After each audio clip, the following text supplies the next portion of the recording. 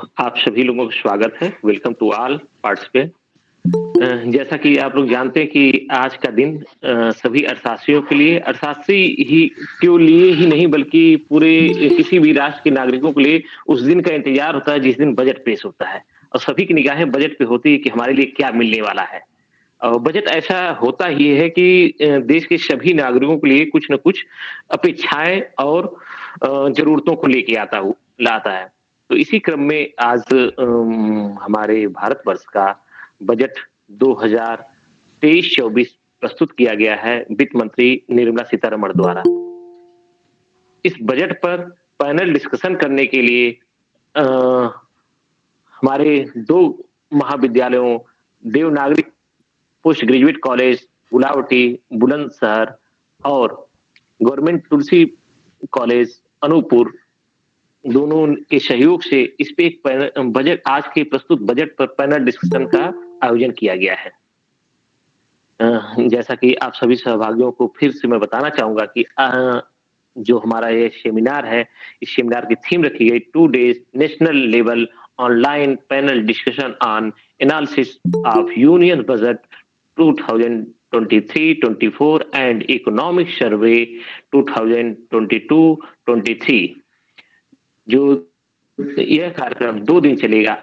1 फरवरी और 2 फरवरी को। आज जैसा कि 7 बजे से स्टार्ट है कार्यक्रम और कल का प्रोग्राम 11 बजे से स्टार्ट होगा। मैं ज़्यादा इस प्रोग्राम के बारे में और ज़्यादा डिस्कशन न करते हुए क्योंकि हमारे पास टाइम भी 10 मिनट लेट हम लोग हो गए हैं, तो मैं सबसे पहले वेलकम करने के लिए इस कार्यक्रम का वेलकम करने के लिए अपने कॉलेज के प्रिंसिपल साहब डॉक्टर योगेश कुमार त्यागी सर को आमंत्रित करूँगा कि वह अपना एक वेलकम नोट एड्रेस प्रस्तुत करें। Sir, Yogesh Kumar Tyagi sir. Principal sir. Doctor साहब, thank you very much. Thank you sir. Good evening everyone. Good evening sir. आज के इस joint online panel discussion programme में प्रतिभाग कर रहे सभी प्रतिभागीगण डॉक्टर जे.के. सन साहब, पैनल के joint organisers, DN college Gulaothi, हमारे महाविद्यालय परिवार के मेरे शिक्षक साथी मिस्टर रवनीश सिंह बत्रा साहब, संदीप कुमार सिंह जी, पैनलिस्ट डॉक्टर लोकेश कुमार जी जो कि जेएस कॉलेज सिकंदराबाद से, डॉक्टर विजय श्रीवास्तव जी, डॉक्टर सूरज शर्मा जी, आप सभी का मैं महाविद्यालय परिवार की तरफ से हार्दिक अभिनंदन स्वागत। डॉक्टर मिश्रा साहब, मिसेस पूनम दांडे साहब, आपका भी प्रोग्राम में स्वागत है, अभिनंदन है, आपका धन्यवाद भी है कि आपने प्रोग्राम ऑर्गेनाइज किया है। आप हमेशा करते रहे। बजट पे पैनल डिस्कशन हमारे छात्रों के लिए, छात्राओं के लिए तो महत्वपूर्ण है।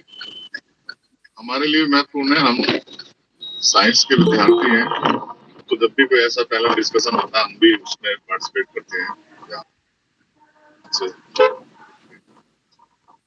Thank you very much, organizers.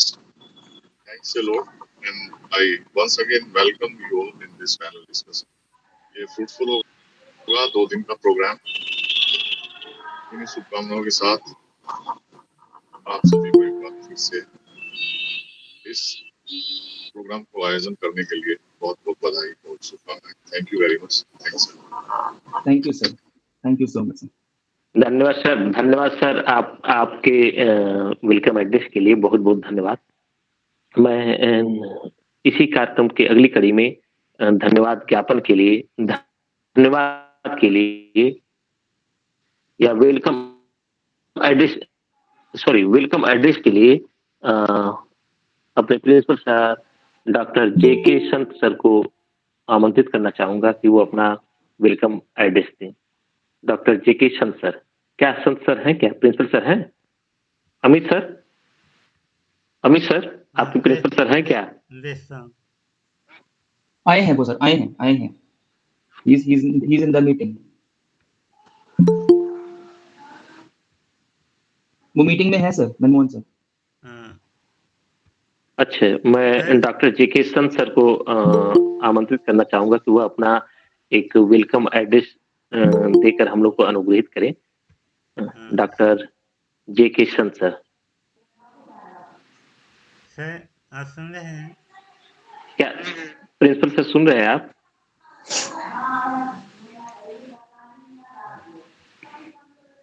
लग रहा है सर के यहाँ कुछ तकनीकी समस्या है, तकनीकी प्रॉब्लम है। कोई बात नहीं सर, जब भी आते हैं तो एक बार उनसे सर से वेलकम एड्रेस करवा दिया जाएगा। क्योंकि कार्यक्रम हमको जहां अपने मुख्य पैनल डिस्कशन पे जाना है, तो इन सब चीजों को संक्षेप में करते हुए मैं अगली कड़ी में, इस कार्यक्रम की अगली कड़ी में आना चाहूंगा। मैं सेमिनार के बारे में, सेमिनार के थीम के बारे में परिचर्चा करने के लिए, बताने के लिए डॉक्टर भवनीश सिंह बत्रा सर को आमंत्रित करूंगा, जो एसोसिएट असिस्टेंट प्रोफेसर हैं डीएनपी कॉलेज बुलंदशहर में। Doctor Bhavnish Singh Batra sir. Thank you very much Manmohan sir. आप सभी को मेरा आदर पूर्वक नमस्ते। खैर क्योंकि हम समय से थोड़ा पीछे चल रहे हैं, तो सेमिनार की थीम को हम जब ये पैनल चर्चा शुरू होगी तो उसी में ये सब विस्तृत रूप से सामने आएगा, क्योंकि मुझे पता है कि आज हमारे बीच अपने संबंधित क्षेत्रों में ग्रेट एक्सपर्टाइज रखने वाले एमिनेंट स्पीकर्स की एक बैटरी हमारे सामने बैठी है। इसलिए मैं अपने सभी छात्रों को ये आग्रह करता हूँ कि वो खुले दिमाग से, ध्यान से इस चर्चा को सुने, क्योंकि ये मौका बार-बार नहीं मिलेगा। इसलिए आप इसका ज़्यादा से ज़्यादा फायदा उठाएं। मैं इस अवसर पर अपने पैनलिस्ट को तहे दिल से धन्यवाद देता हूँ। आपने हमारा एक कम समय में इस निमंत्रण को स्वीकार किया और अपना बहुमूल्य समय निकाला। इसके लिए मैं आपका आभार व्यक्त करता हूँ। हमारे कॉलेज, दोनों कॉलेजेस के छात्रों को केंद्रीय बजट और इकोनॉमिक सर्वे जैसे कॉम्प्लेक्स सब्जेक्ट की बारीकियों को सरल तरीके से पढ़ाने की आपने जो उत्सुकता दिखाई है, वो शिक्षा में समानता को बढ़ावा देगी और ये आपकी इस समानता को बढ़ाने की गहरी रुचि को दर्शाता है। तो थैंक यू वेरी मच। मैं मनमोहन सर को ये मंच वापस सौंपता हूँ। Manmohan sir please, thank you very much. बहुत बहुत धन्यवाद बत्रा सर। ठीक है, हम लोग टाइम पे आ गए सर। हाँ, आ गए। जैसा कि आप सभी लोग आप लोग जान रहे हैं कि यह जो आज का ऑनलाइन कार्यक्रम है, पैनल डिस्कशन है। और पैनल डिस्कशन में कौन कौन लोग हैं, इसको जानने के लिए जिसकी उत्सुकता आप सभी लोगों को है, पैनल डिस्कशन में हमारे जो पैनलिस्ट हैं उनके बारे में जानकारी देने के लिए मैं मिस्टर संदीप कुमार सिंह सर को आमंत्रित करूंगा, ताकि वो आए हमारे पैनलिस्ट के बारे में थोड़ी सी इंट्रोडक्शन उनका प्रस्तुत करें। Mister Sandeep Kumar Singh sir. धन्यवाद सर। आवाज आ रही है सर मेरी? जी जी बिल्कुल आ रही सर आपकी आवाज। जी जी सर, शुक्रिया सर। बजट 2023-24 के विश्लेषण के लिए पैनल में शामिल अतिथियों का हार्दिक स्वागत एवं अभिनंदन करता हूं। आज के जो हमारे अतिथि हैं, पैनल में शामिल हैं, मैं उनका क्रमवार संक्षिप्त विवरण यहाँ पर देना चाहता हूं। हमारे आज के प्रथम अतिथि परम आदरणीय प्रोफेसर लोकेश कुमार जी हैं। आपने परास्नातक तथा पीएचडी चौधरी चरण विश्वविद्यालय मेरठ से की है। आपका अध्यापन अनुभव 18 वर्ष से अधिक है। आप वर्तमान में जेएसपीजी कॉलेज सिकंदराबाद में अर्थशास्त्र विभाग में प्रोफेसर हैं। आपके कई शोध पत्र विभिन्न जर्नलों में प्रकाशित हो चुके हैं। आपके निर्देशन में दो छात्रों ने शोध उपाधि प्राप्त कर चुके हैं। आप विभिन्न संगोष्ठियों में मुख्य वक्ता के रूप में शामिल रहे हैं। आप अर्थशास्त्र से संबंधित विभिन्न संस्थाओं के सदस्य भी रह चुके हैं। और भी मैं अगर आपका परिचय बताना चाहूँ तो लगता है कि हमारा आधा समय इसी में चला जाएगा, तो मैं यहाँ पर संक्षिप्त परिचय ही बता रहा हूँ।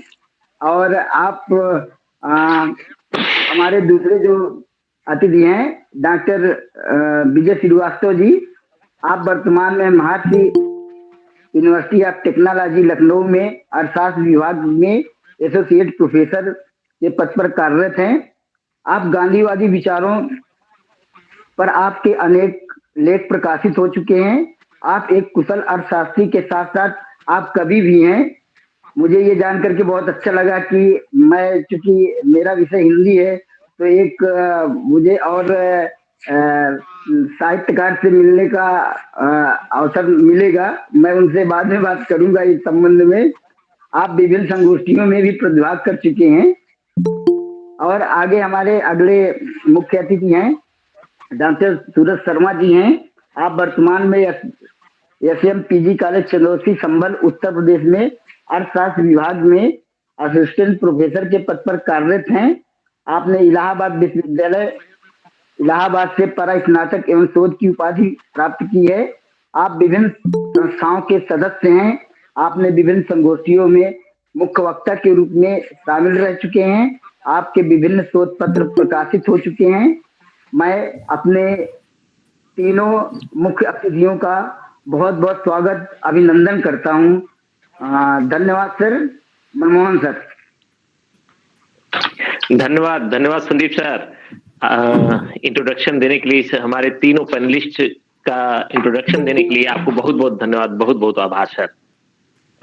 जैसा कि हम सभी लोग जान रहे हैं कि हमारे पैनल डिस्कशन में doctor Lokesh Kumar sir, doctor Vijay Srivastava sir और डॉक्टर सूरज कुमार शर्मा सर हमारे पैनल डिस्कशन में उपस्थित हैं। आप तीनों लोगों का मैं हार्दिक स्वागत और अभिनंदन करता हूं। Doctor Lokesh Kumar sir, doctor Vijay Kumar Srivastava sir और डॉक्टर सूरज शर्मा सर। जैसा कि हम सभी लोग जान रहे हैं कि आज 1 फरवरी को हमारा बजट जो आगामी 1 अप्रैल 2023 से 31 मार्च 2024 के लिए लागू होगा, उसका प्रारूप संसद भवन में हमारे वित्त मंत्री माननीय सीतारमण जी ने प्रस्तुत कर दिया है। इस बजट में क्या क्या खासियत रही है, क्या किसको क्या मिला है, इस पे जानने के लिए हमारे तीनों एक्सपर्ट हमारे बीच उपस्थित हैं। मैं थोड़ा सा बजट के बारे में डिस्कशन बताना चाहूंगा कि जो हमारा बजट आज का पेश हुआ है, जो मैं समझ पाया, जो देख पाया मैडम का 2 घंटे से ऊपर का बजट, उसमें उन्होंने 3 कुछ बिंदुओं पे अपना बात या फोकस किया हुआ था।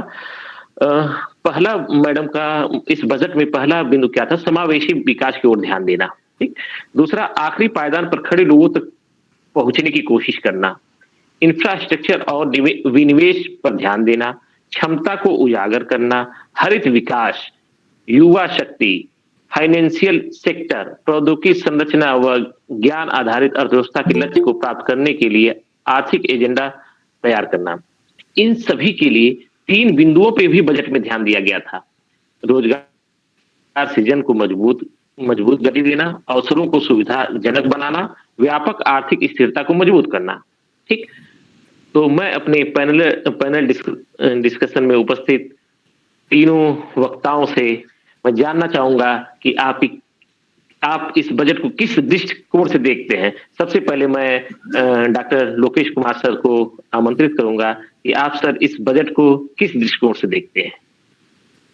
जी नमस्कार लोकेश कुमार सर। जी धन्यवाद। नमस्कार जी और सभी को नमस्कार। और सबसे पहले दोनों महाविद्यालय के प्राचार्य, उनकी ये टीम और स्पेशली डॉक्टर भवनीत बत्रा जी, जिन्होंने ये पूरा इनिशिएटिव लिया और एक इस तरह के प्रोग्राम को शुरू किया, बहुत ही सराहनीय और बहुत ही अच्छा किया आपने प्रोग्राम। और बच्चों के लिए तो बहुत ही अच्छा है, मतलब एक रूरल बैकग्राउंड में होते हुए आपने इनिशिएटिव लिया है, तो बहुत बहुत बधाई इस चीज के लिए दोनों महाविद्यालयों के पूरी टीम को और स्पेशली डॉक्टर भवनीत बत्रा जी को। मेरे विचार में जो बजट आज पेश हुआ है, ये ओवरऑल एक अच्छा बजट है।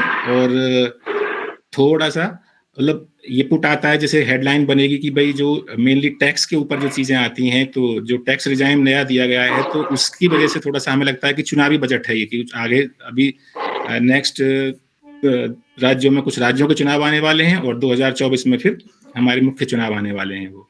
तो टैक्स रिजाइम से बाकी और जो चीजें हैं, मैं जितना मैं समझ पाया हूँ चीजों को, मेरे विचार में ये थोड़ा सा सब संतुलित बजट है, अच्छा बजट है वो।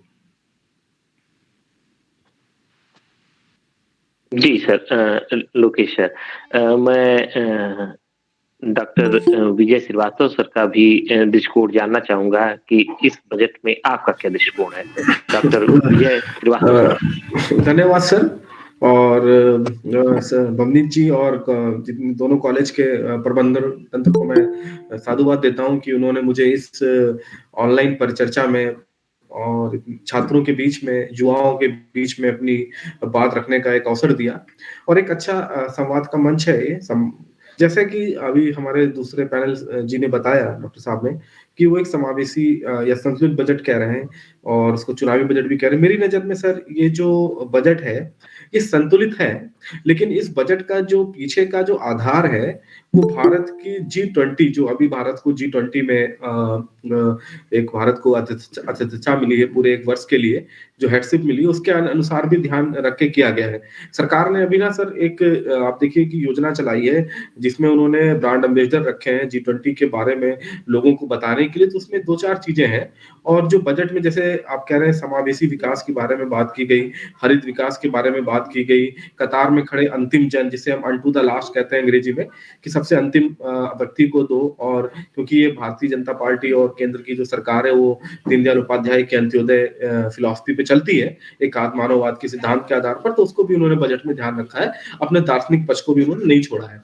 पर इसमें जो सबसे अच्छी जो बात मुझे बजट में लगी कि इस बजट ने पहली बार जो हरित विकास, जिसका दुनिया में आजकल बड़ा चर्चा हो रही है, क्या हम एक हैप्पीनेस की तरफ जाएंगे, और ये इसलिए रखा गया है क्योंकि G20 जो कि हमें अध्यक्षता मिली है उसमें इस बात की जोर देके बात की जा रही है। जब भोपाल में भी आपका G20 का समिट हुआ था जनवरी में, तो वहां पर बात रखी गई कि हम GDP के अतिरिक्त हम एक ग्रास हैप्पीनेस की तरफ जाएंगे, तो इसमें इस बजट को शामिल किया गया।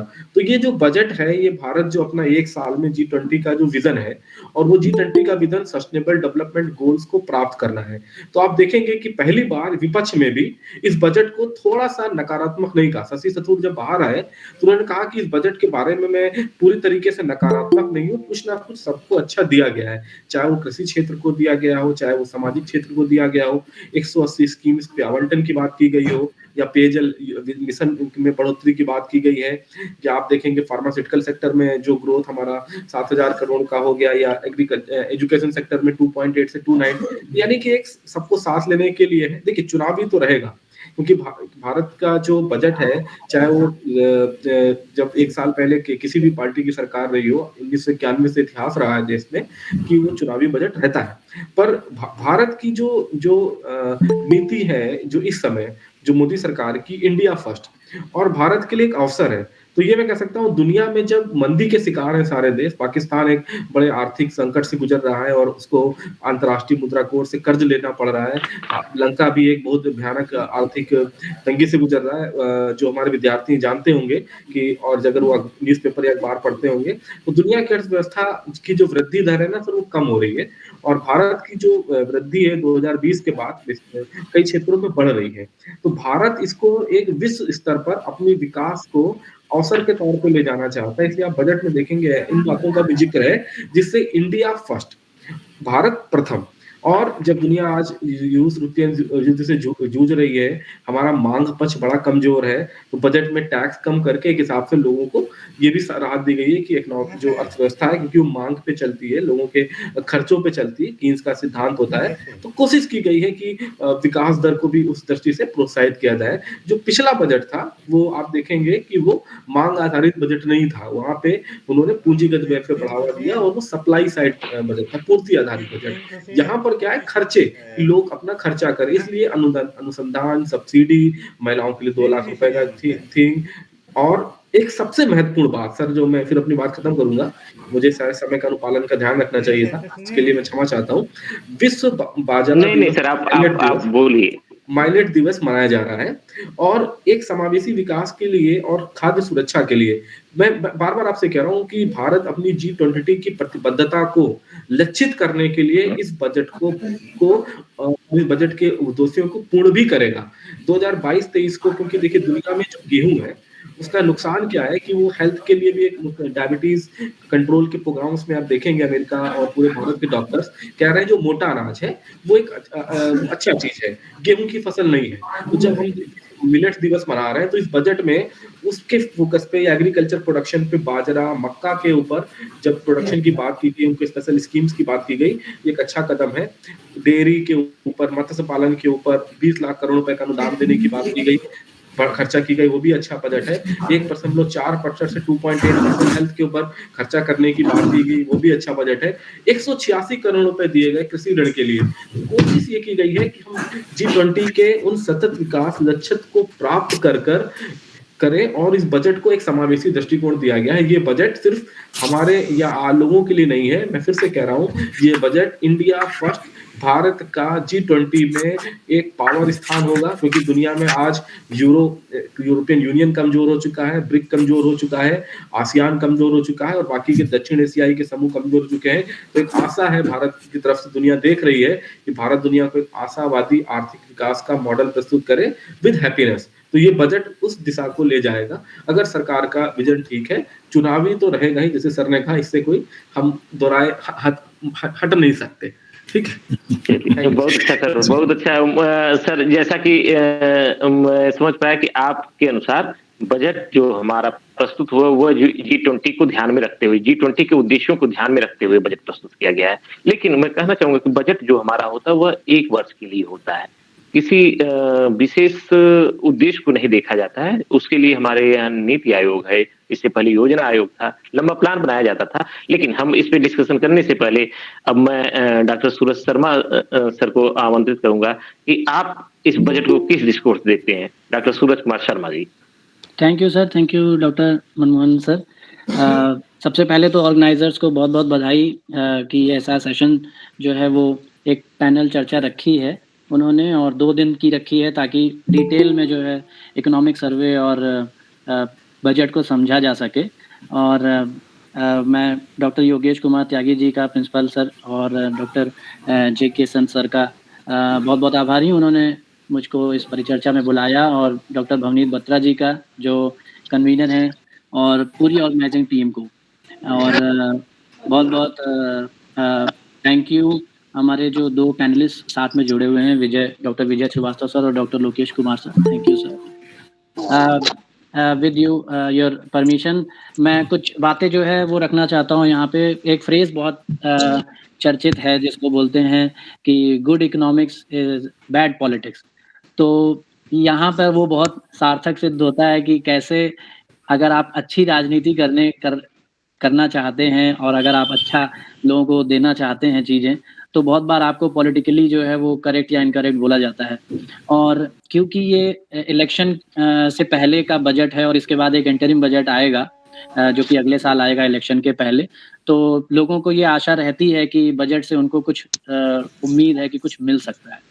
गवर्नमेंट जहाँ तक हम इस बजट को पर्टिकुलरली देखें तो ये एक बैकड्रॉप रहा है। इसके पीछे अगर हम देखें तो ग्लोबल अनसर्टेनिटीज़ का एक बैकड्रॉप रहा है। अगर हम देखें तो यूक्रेन रशिया वॉर की प्रॉब्लम रही है, हमारे जो पड़ोसियों की जो प्रॉब्लम रही है, इकोनॉमिक क्राइसिस, जैसे सर ने बताया पाकिस्तान की इकोनॉमिक क्राइसिस और आपकी श्रीलंका की इकोनॉमिक क्राइसिस। और इसके साथ साथ अगर हम देखें तो वेस्टर्न जो इकोनॉमीज़ हैं जैसे यूएस हो गई और वेस्टर्न यूरोपियन इकोनॉमीज़ हो गई, यहाँ पे प्रॉब्लम जो थी वो हाई इंटरेस्ट रेट्स की प्रॉब्लम्स आई, जो कि हेडलाइन इन्फ्लेशन भी बहुत ऊपर थी और आपकी जो कोर इन्फ्लेशन थी वो भी बहुत ज़्यादा थी। इसकी वजह से उन्होंने इंटरेस्ट रेट्स को अपने यहाँ काफ़ी हद तक बढ़ाया, और जिसका असर हमने वर्ल्ड इकोनॉमिक ऑर्डर को देखा कि वो भी किस तरीके से चेंज हो रहा है।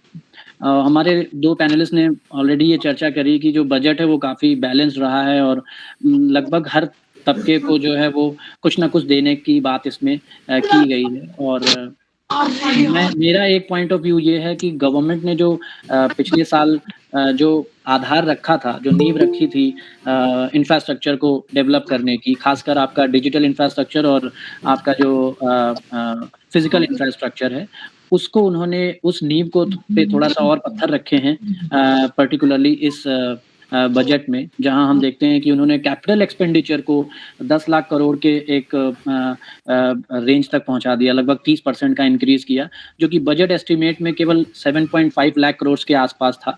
उन्होंने उसको 10,000 करोड़ तक ले जाने की बात करी, 10 लाख करोड़ तक की बात करी है।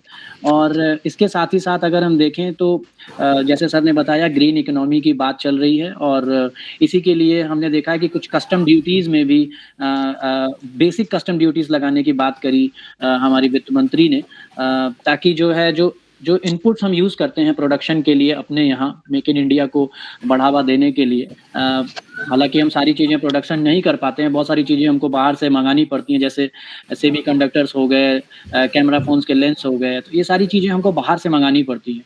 और क्योंकि ये इम्पोर्ट ड्यूटी ज़्यादा होने की वजह से, कस्टम ड्यूटी ज़्यादा होने की वजह से चीज़ें बहुत महँगी हो जाती हैं। तो गवर्नमेंट का फ़ोकस इंफ्रास्ट्रक्चर को बढ़ाने के साथ-साथ नेशनल पाइपलाइन जो आपका इंफ्रास्ट्रक्चर पाइपलाइन प्रोग्राम है, उसके साथ-साथ गवर्नमेंट का ये भी एक उद्देश्य है कि हम अपने आप को सेल्फ रिलायंट बनाएँ।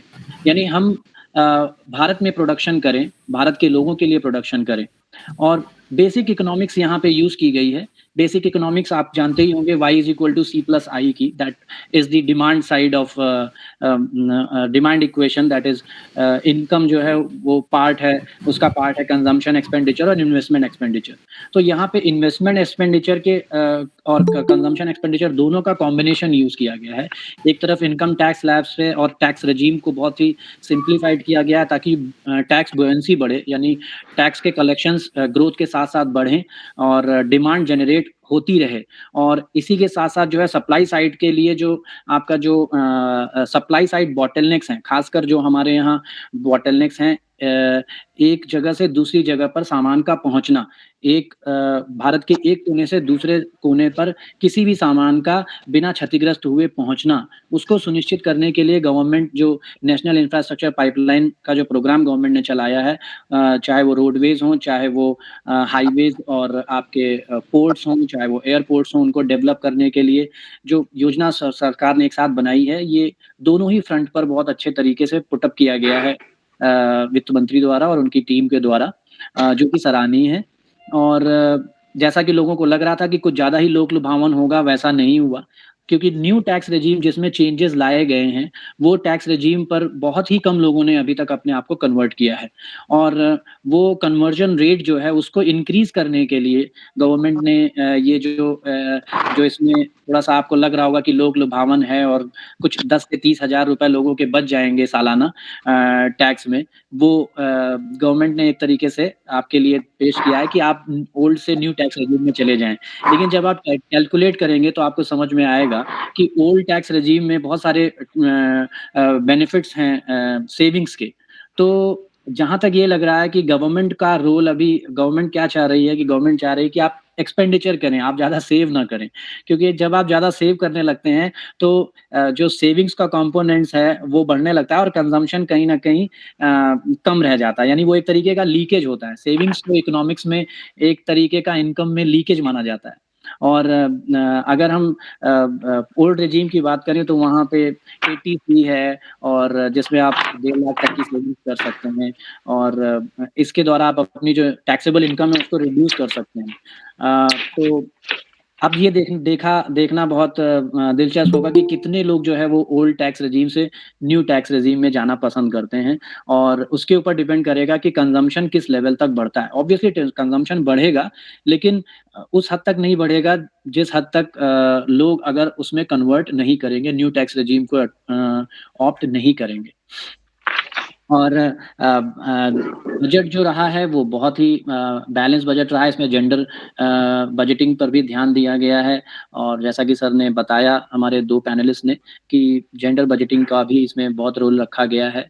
और ओवरऑल अगर हम देखें तो बजट जो है संतुलित रहा है और एक नींव रखी गई है अमृत काल की, जो कि 2047 में पूरा होगा। होपफुली इन 2047 हम लोग जो है वो ये टारगेट्स को अचीव कर पाएँ और अपना जो सप्लाई साइड बॉटलनेक्स हैं उनको दूर कर पाएँ इंफ्रास्ट्रक्चर के डेवलपमेंट के साथ। Thank you Manmohan sir. अच्छा, इन तीनों पैनलिस्ट से जो दृष्टिकोण निकला है कि तीनों लोग को मानना है कि जो बजट है हमारा वो संतुलित है। ठीक है, अगर संतुलित है तो, और जैसा कि लोकेश सर और सूरज शर्मा सर दोनों लोगों ने टैक्स स्लैब की बात की, जबकि यह टैक्स स्लैब हमारे बजट में आज वित्त मंत्री ने सबसे अंतिम बोला टैक्स स्लैब के बारे में।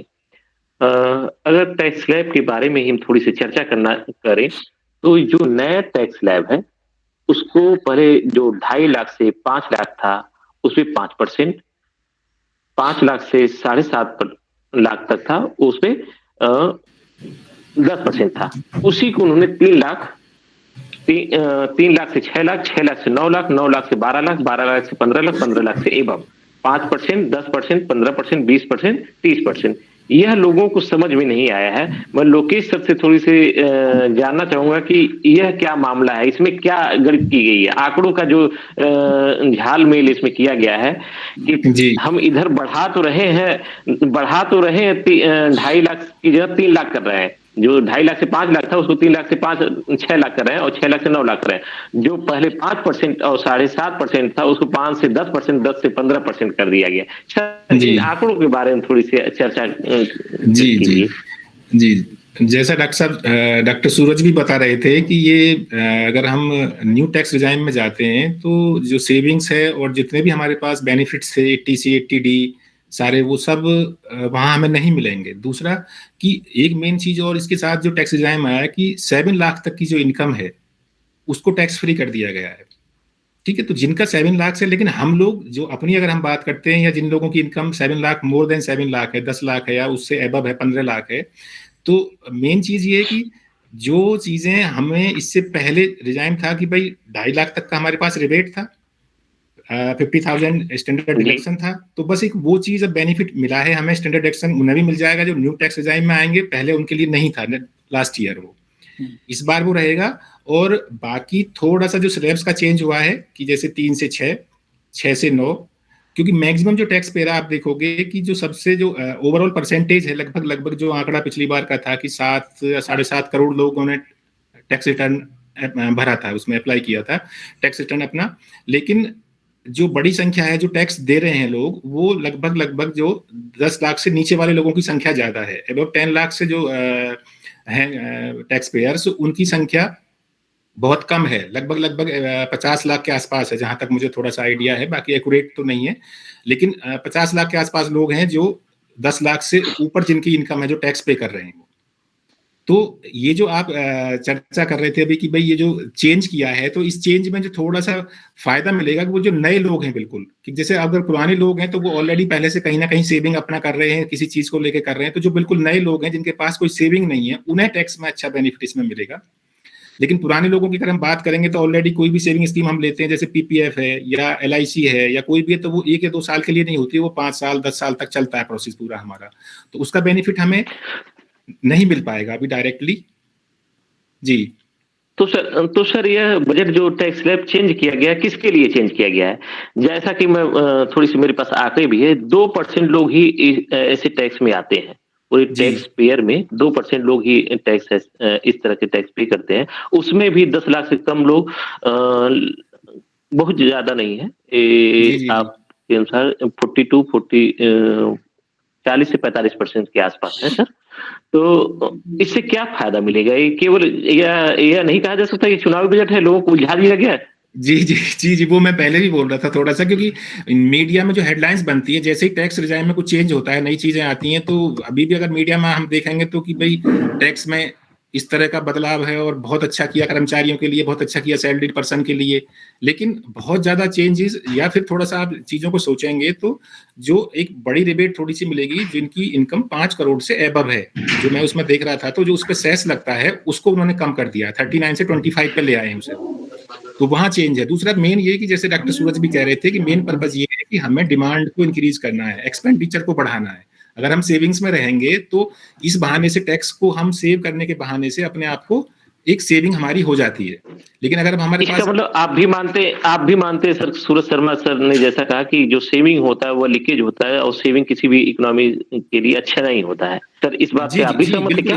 इकोनॉमिक्स तो ये इकोनॉमिक्स की तो आप अगर डेफिनेशन पर उस चीज में जाएंगे तो सेविंग लीकेज है और saving is bad for economics, good for individual की हम बात करें तो सेविंग्स होनी चाहिए। मैं दोनों पैनल डिस्कशन में उपस्थित दोनों विद्वानों से कहना चाहूंगा कि कोरोना पीरियड में आप देखेंगे कि भारत जैसे विकासशील देश में सेविंग ही महत्वपूर्ण था कि जिसने कोरोना के पीरियड में भी अर्थव्यवस्था को डूबने नहीं दिया। और भारत में जो कैपिटल फॉर्मेशन के लिए जरूरत होती है सेविंग, और घरेलू बचत है वही सबसे ज्यादा कारगर होती है। और आप दोनों लोगों का मानना है कि सेविंग नहीं होना चाहिए, तो डॉक्टर मनमोहन आप मैंने ये नहीं बोला कि savings is not important for an economy. मैंने ये बोला कि सेविंग्स इन थ्योरेटिकली अगर आप थ्योरी के हिसाब से जाएं तो सेविंग्स जो होती है वो एक तरीके का लीकेज होती है इनकम में, क्योंकि आपने इकोनॉमिक्स की टेक्स्ट बुक्स में पढ़ा होगा। और ये नहीं, जो टेक्स्ट बुक में आप पढ़े वह डेवलप्ड कंट्री या विकसित देशों के लिए है। हम विकासशील देश, भारत जैसे देश और भारत के लिए ही बात कर रहे हैं, ठीक है, जहां पे सेविंग बहुत इंपॉर्टेंट होता है। आप दोनों पैनलिस्ट बोल रहे हैं कि एयर लीकेज है। नहीं तो क्या सरकार भारत को सर लीकेज का मतलब ये नहीं है कि वो इम्पोर्टेंट नहीं है। सेविंग्स आपको पता ही होगा, सेविंग्स से ही इन्वेस्टमेंट जो है वो इंक्रीज होता है। तो सेविंग्स रेट जो है होता है पूरे जी आप इनकम टैक्स पे इसलिए इतना डिबेट कर रहे हैं, मैं बता दूं आपको क्यों हम इतना डिबेट कर रहे हैं, क्योंकि हम सब सैलरीड पर्सन्स हैं और ये सारी डिबेट कोरोना पीरियड में घरेलू बचत की हमारी ज्यादा। सर कैन आई से जी कहना चाहते हैं, अगर आप अनुमति दें तो। लोकेश सर से हम पूछना चाहेंगे।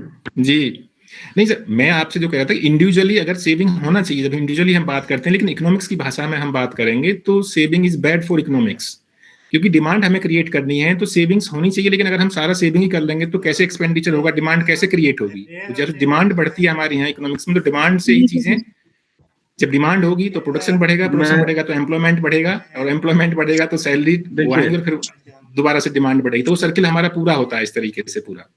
सर मैं यहाँ पर एक चीज कहना चाहता हूँ, अगर परमिशन हो तो मॉडरेटर सर जो आप बात कह रहे हैं, बाकी पैनलिस्ट ने कहा कि there is a when we are discuss, जब हम बजट का डिस्कशन करते हैं और हम मैक्रो इकोनॉमी के पासपेट बात करते हैं तो हम एक व्यक्तिगत बचत की बात नहीं कर रहे हैं, हम एक सामाजिक बचत की बात कर रहे हैं, ठीक है। दूसरा बात, जब आप देखेंगे कि कीन्स ने एक सिद्धांत दिया था कि जो भारत के जो गरीब लोग होते हैं, जैसे मान लीजिए एक रिक्शा वाला है, आप सिर्फ इनकम के अवधारणा पे मत देखो, अगर वो 500 रुपए कमाता है और उसकी बचत मान लीजिए खाली 20 रुपए, या वो उसका जो कंजम्पशन है वो 480 रुपए है, इसका मतलब है कि इसकी मार्जिनल प्रोपेंसिटी टू सेव, यानी कि जो बचत का जो वो है वो तो बिल्कुल नहीं, यानी उसका मार्जिनल प्रोपेंसिटी टू कंज्यूम वो ज्यादा है कि 500 में वो 490 खर्च करता है, 10 रुपए भी नहीं बचा पाता। तो इस कारण क्या हुआ कि जो सेविंग को इन्वेस्टमेंट में चैनलाइज करने के लिए, कंजम्पशन तो इकोनॉमी का आधार होता ही है, इस सरकार ने वित्तीय समावेशन जनधन योजना का वो किया कि गरीब की बचत का भी हम करें। सेविंग जो है वो फाइनेंशियल वित्तीय मध्यस्थ जो होते हैं बैंक्स या वो उनको स्ट्रॉन्ग करके ही किया जाता है। तो आप देखोगे इस बजट में एक वित्तीय प्रबंधन या वित्तीय जो फाइनेंशियल इस जो सेक्टर के भी इस ग्रोथ के ऊपर बात की गई है कि लोगों की बचत। जहां तक बात है कर का सवाल, तो कर जैसे सर ने कहा ना कि सैलरीड क्लास ही देता है, पर अब आप देखिए यहाँ पर कि जब हम कर व्यवस्था को और जब हम और अच्छा बनाने की प्रयास करते हैं तो हमने क्या किया, डिजिटलाइजेशन।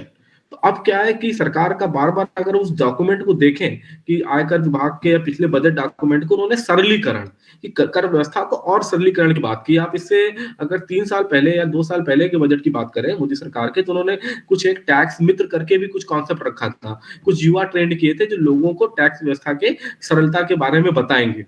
अरुण जेटली साहब ने जब 2017-18 में बजट पेश किया तो उन्होंने एक आंकड़ा दिया, मुझे वो आंकड़ा करेक्ट तो नहीं याद है, उनका कहना था कि जब भारत में 5 करोड़ लोग हवाई यात्रा कर सकते हैं, तो क्या वो 5 करोड़ लोग टैक्स नहीं पे कर सकते?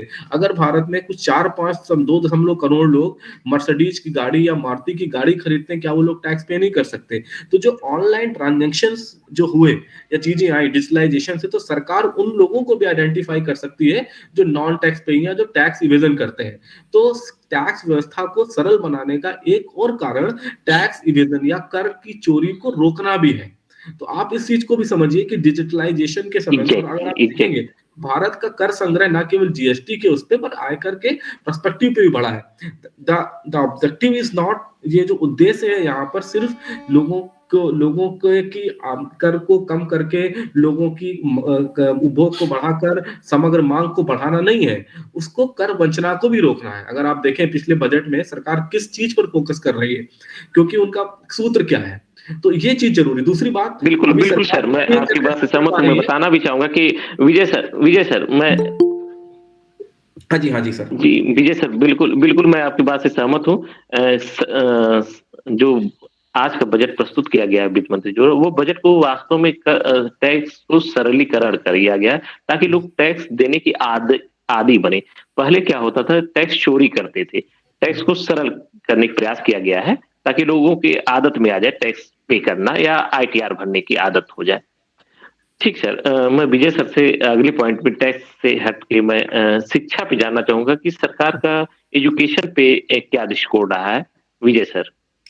सर, अगर आप इसमें देखेंगे कि विभिन्न मंत्रालयों के जो बजट एट अ ग्लांस, अगर आप बजट की डॉक्यूमेंट को देखते हैं तो उसमें आप देखेंगे कि जो शिक्षा के ऊपर पिछले साल जो खर्चा हुआ था 2.8 करोड़ टोटल जीडीपी का 2.9 करोड़ है। लेकिन अगर आप उसकी तुलना करें कि जो अन्य देश हैं वो 5% तक, 6% तक, या कुछ कंट्री जो है वो 4% तक भी कर रहे हैं। दूसरी बात, जब हमने कोविड के दौरान हमने ये भी देखा है कि हमारा कई जगहों पे drop out ratio higher education में गिरा है हमारा, तो और हमारे बीच में एजुकेशनल डिस्पैरिटीज, जिसे हम कहते हैं कि शैक्षिक असमानताएं बहुत बढ़ गई हैं। तो उसके कारण जो है एक बड़ा अमाउंट देना चाहिए था, वो सरकार ने नहीं दिया। पर शिक्षा क्षेत्र में जो सबसे अच्छी बात यह है, और जो सरकार का एक दृष्टिकोण ये भी है कि जो विभिन्न वर्गों के बीच में जो शैक्षिक असमानता रिसोर्स को लेके थे वो ना रहे, तो जो नेशनल डिजिटल लाइब्रेरी मिशन को जो सरकार ने प्रोत्साहन दिया है वो बहुत अच्छा विषय है कि एक गांव के सुदूर में पढ़ने वाला बच्चा भी वही चीज पढ़े जो दिल्ली में पढ़ने वाला एक स्कूल ऑफ इकोनॉमिक्स के कॉलेज में पढ़ेगा। तो यूनिवर्सलाइजेशन ऑफ एजुकेशन, जो कि नई आर्थिक नीति का भी एक समावेशी है, उसके लिए पैसा जो एलोकेट किया गया वो बहुत अच्छा है। दूसरा, सरकार ने शिक्षा तंत्र के एक के ऊपर जो एक खर्चा अच्छे से, और एक नया जो योजना लाई वो भी डिसेंट्रलाइजेशन एस्पेक्ट पे, राष्ट्रीय पुस्तकालय जो कि पंचायत जो है उनको दिया गया हुआ है।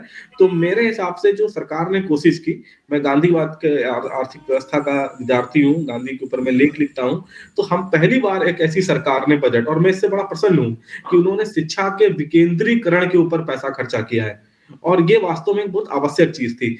उच्च शिक्षा के लिए देखिए सर, हायर एजुकेशन दूसरा मिशन और जो विषय हैं उनके ऊपर कुछ मामूली हद तक 180 स्कीम्स है वैसे सरकार की, अगर आप देखेंगे टोटल एलोकेशन पे, तो उन पे कुछ हद तक माइनॉरिटी हद तक बढ़ोतरी की गई है। पर ओवरऑल जो थोड़ा सा मुझे ये लगता है कि प्रतिशतता के से, जैसे आपने डिफेंस क्षेत्र में बहुत ज्यादा एलोकेशन कर दिया, आपने ऊर्जा और संचार क्षेत्र में सड़क पे भी कर दिया, शिक्षा के क्षेत्र के प्रतिशतता के आधार पर अगर देखा जाए सकल घरेलू उत्पाद का टोटल बजट वो कम लग रहा है। लेकिन जो हमारा नीचे का जो एलोकेशन है, digitalisation of education, construction of libraries, higher education में जो आपका ट्रांसलेशन मिशन, और आपका जो समावेशी शिक्षा के लिए, या हमारे एकलव्य मॉडल आदिवासी शिक्षा के लिए 15,000 करोड़ रुपए का जो दिया, जो मॉडल स्कूल खोले जाएंगे, उनके टीचर्स को ट्रेनिंग की जाएगी, उस हिसाब से ये समावेशी है कि क्योंकि जो बजट कह भी रहा है अनटू द लास्ट, कतार में खड़े व्यक्ति को अंतिम में दो, तो उस हिसाब से मैं शिक्षा के क्षेत्र के लिए बजट को अच्छा मानता हूं। पर टोटल परसेंटेज इकोनॉमी के स्टूडेंट के हिसाब से, एलोकेशन ऑफ रिसोर्स या फंड्स के हिसाब से, मैं उसको एक पर्याप्त राशि नहीं मानता जितना आपका उद्देश्य है। जो आप, क्योंकि शिक्षा जो है वो एक सार्वभौमिक नीति होती है, उसे हम कहते हैं सब्सटेंसिव पब्लिक पॉलिसी, वो सबके लिए होती है, वो रिडिस्ट्रीब्यूटिव पॉलिसी नहीं होती। अगर वो ऋणात्मक नीति होती है, ठीक है सर। विजय सर, जैसा कि आप जो कहना चाह रहे हैं, जो मैं समझ पाया या हमारे लोग समझ रहे हैं कि शिक्षा पे सरकार ने काफ़ी अच्छा प्रयास किया है। जो वक़्त की माँग है कि डिजिटल एजुकेशन हो, उसके प्रति सरकार का दृष्टिकोण इस बजट में पूरा लेकिन फोकस रहा है पैसा सरकार का कम दृष्टिकोण। दिया है, पैसा कम दिया है, लेकिन खर्चा कम हाँ, लेकिन दिया है। सर वही चीज़ मैं आंकड़े पे आना चाहता था। नेशनल एजुकेशन मिशन का जो पिछले साल का खर्च था 39,553 करोड़ और इस साल है 953 करोड़। मतलब लगभग 39 करोड़ की जगह 38 करोड़, 1,000 करोड़ रुपए सरकार ने कम कर दिया एजुकेशन पे, नेशनल राष्ट्रीय शिक्षा मिशन पे। तो सर ये विरोधाभास तो है। हम कह कुछ और रहे हैं और कर कुछ और रहे हैं। जब पैसा ही नहीं रहेगा तो हम कार्यक्रम चलाएंगे कैसे? मैं अपने दोनों पैनलिस्ट लोकेश सर और सूरज शर्मा सर का दृष्टिकोण जानना चाहूंगा। सबसे पहले मैं लोकेश सर का दृष्टिकोण जानना चाहूंगा। एक तरफ सरकार एजुकेशन पे अपना व्यय कम कर रही है और दूसरे कह भी रही है कि मैं एजुकेशन के लिए बहुत प्रयास कर रहा हूं। और अभी विजय सर ने कहा कि अंतिम व्यक्ति तक प्रयास कर रहा हूं। जब राष्ट्रीय शिक्षा मिशन पे ही जो अंतिम व्यक्ति के लिए है, एकदम ग्रामीण क्षेत्रों के लिए है, उसी पैसा सरकार कम कर देती है। लोकेश सर। जी, जहां तक मैं समझता हूं कि सरकार इसको प्राइवेटाइजेशन की तरफ चल रही है। एजुकेशन का जो पूरा सिस्टम है वो अपने हाथ खींचते, जिसमें पिछले कई बजट से हम देखते आ रहे हैं कि जो एजुकेशन के लिए जो एलोकेशन है वो कम होता जा रहा है। और अब जो मैं देखा आंकड़ा वो कि 2019 में जीडीपी का 2.8% था और इस बार जो इन्होंने दिखाया है वो 2.9% है जीडीपी का। जबकि जब हम डेवलप कंट्रीज से जहां से हम कंपैरिजन करते हैं और जहां से हम एजुकेशन पॉलिसीज एडॉप्ट कर रहे हैं, इवन जो एनईपी, जो नेशनल एजुकेशन पॉलिसी हमने जो मॉडल लिया है पूरा का पूरा, तो वो डेवलप कंट्रीज से हम लेके आए हैं यहाँ पर पूरा का पूरा। तो वहां का अगर हम बजट देखते हैं, जीडीपी का परसेंटेज देखते हैं, तो हमारा और उनके बहुत बड़ा अंतर है। तो आई थिंक मुझे लगता है कि 6% से ऊपर होता है सर। हमारे यहाँ 6% की डिमांड की गई है और अन्य देशों में 6% से ऊपर है, 12%, 18% तक है। हमारे यहाँ 6% डिमांड होती है, फिर भी 1.5% और 2% से अभी तक 2% नहीं हो पाई है सर। तो मुझे जो लगता है मेरे विचार में कि सब ये प्राइवेटाइजेशन की तरफ ही रहेगा, सरकार की तरफ से इतना बड़ा इसमें नहीं हो पाएगा संभव, क्योंकि उनके पास रिसोर्सेस इतना नहीं है, जहां तक मुझे लगता है।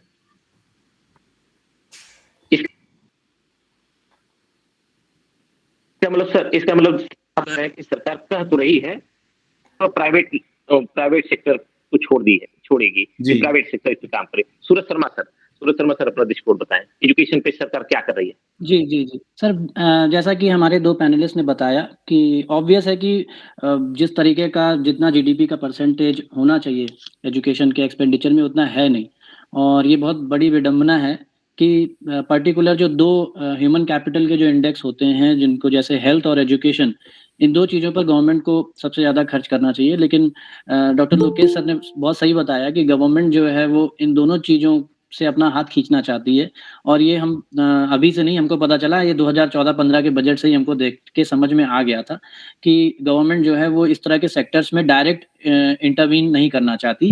इसीलिए इंश्योरेंस पॉलिसीज आई थी, आपको पता होगा हेल्थ में इंश्योरेंस पॉलिसीज आ चुकी हैं। तो गवर्नमेंट अब किसी नए हॉस्पिटल्स या किसी नए उसके लिए नहीं जाने के लिए तैयार है। गवर्नमेंट कह रही है हम आपको इतने 5 लाख का आपको इंश्योरेंस दे रहे हैं, आप किसी भी जगह जाओ और अपना इलाज करा लो।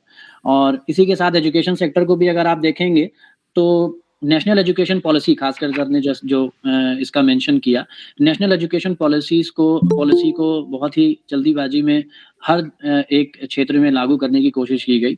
और रूरल सेक्टर्स में पर्टिकुलरली छोटे जो कॉलेजेस के लेवल हैं, वहाँ नेशनल एजुकेशन पॉलिसी को अडॉप्ट करना उनके रिसोर्सेज के अनुरूप नहीं है।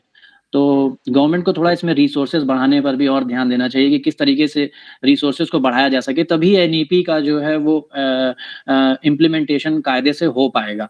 अगर कॉलेजेस की लेवल की हम बात करें तो हो सकता है यूनिवर्सिटी के लेवल पर इस तरह के रिसोर्सेज हों, लेकिन कॉलेजेस के लेवल पर इस तरह के रिसोर्सेज नहीं है कि वो सेमेस्टर सिस्टम को आगे चला सके और digital education, particularly digital education को सस्टेन कर सके, क्योंकि स्टूडेंट्स के पास इस तरह के रिसोर्सेज ही नहीं है और ना कॉलेज के पास इतनी स्मार्ट क्लासेस हैं कि वो डिजिटल एजुकेशन को फर्दर आगे बढ़ा सके। एक इनिशिएटिव बहुत अच्छा लिया है कि डिजिटल लाइब्रेरी को इनिशिएट किया है ताकि लोग जो है कहीं से भी एक्सेस कर सकें अच्छा क्वालिटी कंटेंट को, और ये बहुत ही अच्छा इनिशिएटिव लिया है। लेकिन एजुकेशन के सेक्टर में पर्टिकुलरली गवर्नमेंट इंक्रीज कर सकती थी बजट। आपको जानकर हैरानी होगी कि हमने लगातार जो है वो इनकम टैक्स हो, डायरेक्ट टैक्सेस हो, चाहे वो इनडायरेक्ट टैक्सेस हो, हमने रिकॉर्ड जो है वो हमारा कलेक्शन रहा है। लगभग आप देखेंगे तो नेट डायरेक्ट टैक्स कलेक्शन लगभग 12 लाख करोड़ से ज़्यादा का रहा है। अगर आप नेट डायरेक्ट टैक्स की बात करें, पर्टिकुलरली जीएसटी की बात करें तो लगभग 10 लाख करोड़ के आसपास हम पहुंचने वाले हैं, और ये फाइनेंशियल ईयर खत्म होते-होते हम इसको 12 लाख 13 लाख करोड़ के आसपास हमारा जीएसटी कलेक्शन होगा। तो ऐसा नहीं है कि गवर्नमेंट इसमें कुछ इनिशिएट ले सकती है, लेकिन गवर्नमेंट को लेना चाहिए। लेकिन वही एक लगता है पॉइंट कि गवर्नमेंट जो है इन चीज़ों को गवर्नमेंट इंटरवेंशन कम रखना चाहती है, पर्टिकुलरली हेल्थ और एजुकेशन सेक्टर में, जिसमें गवर्नमेंट का इंटरवेंशन होना चाहिए। मैं अगर इजाजत हो तो एक पॉइंट कहना चाहता हूँ डॉक्टर। बिल्कुल बिल्कुल सर, बिल्कुल देखिए सर, बिल्कुल जैसे सर, सर ने ये कहा कि शिक्षा जो है और एजुकेशन को हम विद्यार्थी जानते हैं कि ये जो है ना प्योर पब्लिक गुड है, ठीक है, और मेरिट गुड भी है। तो अगर आप देखें कि जो उच्च शिक्षा और जो प्राथमिक शिक्षा है, कोविड के बाद सबसे ज्यादा अगर कोई वर्ग जो अफेक्ट किया है वो एजुकेशन सेक्टर अफेक्ट किया है, जो लर्निंग के प्रोस्पेक्ट से। सरकार कहती है कि हमने जो अब अगर देखें एजुकेशन सेक्टर में तो वित्त मंत्री माननीय वित्त मंत्री की स्पीच में है पीएम कौशल विकास मिशन 4.0। उन्होंने एक ये बात कही कि हम लोगों को और ट्रेंड करेंगे, और जो राष्ट्रीय शिक्षा नीति भी कहती है कि आप जो है ज्यादा से ज्यादा पाठ्यक्रम जो है वो स्किल ओरिएंटेड रखिए। अब स्किल ओरिएंटेड कोर्स यानी निपुणता आधारित course, multi oriented discipline oriented course, फिर आप वैल्यू एडेड कोर्स, अगर आप राष्ट्रीय शिक्षा नीति के उसमें जाएं तो इनके ऊपर जो स्कीम्स हैं इनके बजट में भी तो कटौती की गई। तो और जब आप किसी भी सरकार की नीति, चाहे मैंने एजुकेशन सेक्टर के कुछ क्वेश्चंस को एनालिसिस किया था लोकसभा पे, तो जो सरकार प्रॉमिस करती है मैनिफेस्टो में उसका 2% भी लोकसभा में नहीं पूछती, और जो लोकसभा में प्रश्न पूछते हैं सांसद उसका 0.1% भी उनके पॉलिसी में नहीं आता। This is called policy paradox. सरकार ने प्रॉमिस अपने मैनिफेस्टो में एजुकेशन पे, जिन भी पार्टी के सांसद ने कुछ किया, आप उनके मैनिफेस्टो देखिए, ये चीज होगी, और उन मैनिफेस्टोस के सवाल जब एजुकेशन पॉलिसी बन रही थी किन्हीं लोगों ने डिबेट नहीं किए विदाउट, और उसके बाद वहां पर लागू हो गए। तो ये मनसा दिखती है। तो वो कह रहे हैं कि मैं ये नहीं कहता कि एजुकेशन पॉलिसी बहुत खराब है, डिजिटलाइजेशन, प्लुरलाइजेशन, यूनिवर्सलाइजेशन, जो सार्वभौमिकीकरण या बहुभाषावाद और ज्ञान आधारित शिक्षा, कौशल आधारित शिक्षा, इंटरनाइजेशन ऑफ नॉलेज, शिक्षा का भारतीयकरण, बहुत सारी चीजें हैं, पर उन पे पैसा कहाँ? अगर नियत तो प्राइवेट सेक्टर जो है वो इफिशिएंट नहीं है कि इस प्योर पब्लिक गुड को लोगों तक पहुंचाए, क्योंकि जो बाजार है वो हमेशा मुनाफा चाहता है। हम शिक्षा में निवेश इसलिए नहीं करते, जैसे सर ने बोला, हम शिक्षा में निवेश करते हैं मानव विकास संकेतक को पाने के लिए। अमृत सेन का थ्योरी है कैपेबिलिटी डेवलपमेंट का, कि व्यक्ति को आप फ्री में लैपटॉप या फ्री में आप इलेक्ट्रिसिटी देके उसकी नहीं कर सकते। उसका कौशल तब निभर के आएगा जब वो इन्वेस्टमेंट, एजुकेशन का इन्वेस्टमेंट एक मल्टीप्लायर इफेक्ट बनाएगा, एक ऐसा इफेक्ट जिससे वो समाज में और लोगों के लिए रिसोर्स क्रिएट करे। तो इसमें रिसर्च के ऊपर भी देखिए पैसा हायर एजुकेशन सेक्टर में खर्च किया गया। तो इसके ऊपर सरकारों को ध्यान देने की और मुझको खास ध्यान देने की जरूरत है, क्योंकि कोविड के बाद सबसे ज्यादा अगर कोई सेक्टर अफेक्ट किया है लर्निंग के एस्पेक्ट्स के ऊपर, और 2020 में आपने नई शिक्षा नीति भी ला दी, तो एजुकेशन सेक्टर, इसको समावेशी बजट की एक नई दिशा से आ सकता है। पर क्या है कि सरकार क्या कहती है कि some state is the subject of education, is subject of state, कि कुछ चीजें स्टेट पे डाल देते हैं कि ये स्वास्थ्य और शिक्षा तो एक राज्य का विषय है। तो ये कारण है कि सरकारें इस पे कटौती कर रही हैं। ठीक सर, जो बातें निकल के आई इस शिक्षा के संबंध में सरकार प्राइवेटाइजेशन की तरफ जाना चाहती है, इसीलिए अपने बजट को कम की है। घोषणाएं तो बहुत सारी की हैं शिक्षा के लिए, लेकिन बजट कम कर दी। इसका मतलब सरकार शिक्षा से अपना हाथ खींचना चाहती है। मैं शिक्षा के बाद दूसरा पॉइंट, जो हमारा दूसरा बिंदु, स्वास्थ्य की तरफ आना चाहता हूँ कि इसमें स्वास्थ्य के लिए कोरोना के बाद से शिक्षा और स्वास्थ्य दो ही ज्यादा रूप से प्रभावित हुआ है। तो स्वास्थ्य पे क्या प्रभाव, स्वास्थ्य के लिए इस बजट में क्या किया गया है? मैं थोड़ी सी फिर से डेटा पहले ही बता देना चाहता हूँ कि जो राष्ट्रीय स्वास्थ्य मिशन है, जो भारत का सबसे बड़ा प्रोग्राम है, इस पे राष्ट्रीय स्वास्थ्य मिशन पे पिछले साल 37,160 करोड़ रुपए खर्च किया गया था और इस साल 36,785 करोड़ रुपए, 1,000 करोड़ रुपए इसमें भी कटौती लगभग कर दी गई है। ठीक है, मैं अपने पैनल डिस्कशन के विद्वानों से जानना चाहूंगा कि स्वास्थ्य के संदर्भ में सरकार क्या दृष्टिकोण रहा है। मैं सूरज शर्मा सर के पास सीधे जाता हूँ। सूरज शर्मा जी। जी। जैसा कि आपने बताया, एक पर्टिकुलर जो है योजना में कटौती की गई है, लेकिन अगर हम ओवरऑल हेल्थ का बजट देखें तो लगभग 2.4% ऑफ जीडीपी है। और इसमें अगर हम देखें तो बेसिकली जो फोकस किया गया है, कुछ न्यू इनिशिएटिव्स जो लिए गए हैं वो नर्सिंग कॉलेजेस ओपन करने के लिए, प्लस कुछ लैब्स के साथ कोलैबोरेशन करके रिसर्च एंड डेवलपमेंट को बढ़ावा देने के लिए, पर्टिकुलरली फार्मा सेक्टर्स में, क्योंकि कोविड के बाद से लगने लगा था कि हमारे यहाँ रिसर्च एंड डेवलपमेंट, जब हमने वैक्सीन इजाद करी तो एक कॉन्फिडेंस आया कि अगर इंडिया अगर वैक्सीन्स का प्रोडक्शन कर सकता है और दूसरे देशों को सप्लाई कर सकता है, तो हमको अपने यहाँ जो है इंडिजिनस तरीके से जो है वो फार्मा को बहुत अच्छा बढ़ाना चाहिए, जिससे कि और हमारा ये फार्मा पे पहले से भी बहुत अच्छा हमारा हाथ रहा है। तो अगर हम फार्मा पे रिसर्च एंड डेवलपमेंट को बढ़ाएँगे तो बहुत हद तक हमारे प्रॉब्लम्स ये जो है वो ठीक हो सकती हैं। इसके साथ ही साथ जो है वो पर्टिकुलरली मैटरनल हेल्थ को बहुत ध्यान रखा गया, जिसमें कि आपने देखा होगा कि एक आपका सिकल सेल एनीमिया को दूर करने के लिए एक इम्प्लीमेंटेशन प्रोग्राम चलाया गया है। इसके साथ ही साथ आईसीएमआर और के साथ पब्लिक प्राइवेट पार्टनरशिप के साथ कुछ लैब्स को बनाने का एक बात की गई है, सेंटर ऑफ एक्सीलेंस बनाने की बात की गई है, और उसमें भी प्राइवेट पार्टनरशिप को लाने की बात की गई है। और ये सारी चीज़ें की जा रही हैं हेल्थ सेक्टर के लिए। लेकिन पर्टिकुलरली अगर हम लोअर सेक्शन या लोअर तबके की बात करें कि उनको हेल्थ फैसिलिटीज़ को कैसे उनके लिए बढ़ाया जा सकता है, तो पहले जो हमारा जो एक कॉन्सेप्ट था वो था कि हमारा पीएचसी होंगी, सीएचसी होंगी और डिस्ट्रिक्ट हॉस्पिटल्स होंगे और कुछ एम्स होंगे, जिसके द्वारा ये डिस्ट्रीब्यूशन किया गया था कि लोअर लेवल से लेकर के अपर लेवल तक हम हेल्थ के को कम दाम पर पे लोगों को अफोर्ड करवाएँगे। लेकिन अब जो है वो क्राइटेरिया पूरी तरीके से चेंज हो गया है। अब क्राइटेरिया जो है वो इंश्योरेंस का आ गया है कि हम आपको जो है वो कम दाम पर दवाइयाँ या ₹1 का, ₹2 का, ₹5 का पर्चा की बजाय अब हम आपको हेल्थ इंश्योरेंस दे रहे हैं, और वो हेल्थ इंश्योरेंस जो है उसका यूज़ आप करिए किसी भी हॉस्पिटल में, चाहे वो पब्लिक हो, चाहे वो प्राइवेट हो। तो हेल्थ सेक्टर को भी मैंने देखा कि प्राइवेटाइज़ेशन की तरफ इसको डालने की कोशिश की जा रही है, ताकि जो है वो इतना बड़ा इंफ्रास्ट्रक्चर ना बनाया जाए। एम्स की जहाँ तक मैं बात करूँ तो नए एम्स डेवलप किए जा रहे हैं, और इसके साथ ही साथ मैं देखूँ कि एम्स में जो इंफ्रास्ट्रक्चर है, यानी मशीन्स हो गई और ये सारी चीज़ें हो गई, अच्छे डॉक्टर्स हो गए, इनकी बड़ी प्रॉब्लम है। क्योंकि एम्स तो डेवलप कर लिए जा रहे हैं, लेकिन उन एम्स में जो है लोग जा नहीं रहे हैं। क्यों? क्योंकि वहाँ पे उस तरह की फैसिलिटी नहीं है जो दिल्ली के एम्स में है, न्यू दिल्ली के एम्स में है। तो गवर्नमेंट अगर एम्स ओपन कर रही है तो गवर्नमेंट को ये भी ध्यान देना पड़ेगा कि अच्छे डॉक्टर्स और अच्छी इंफ्रास्ट्रक्चर फैसिलिटीज़ भी उन एम्स में हो, ताकि लोग जो है उसका फ़ायदा उठा सकें।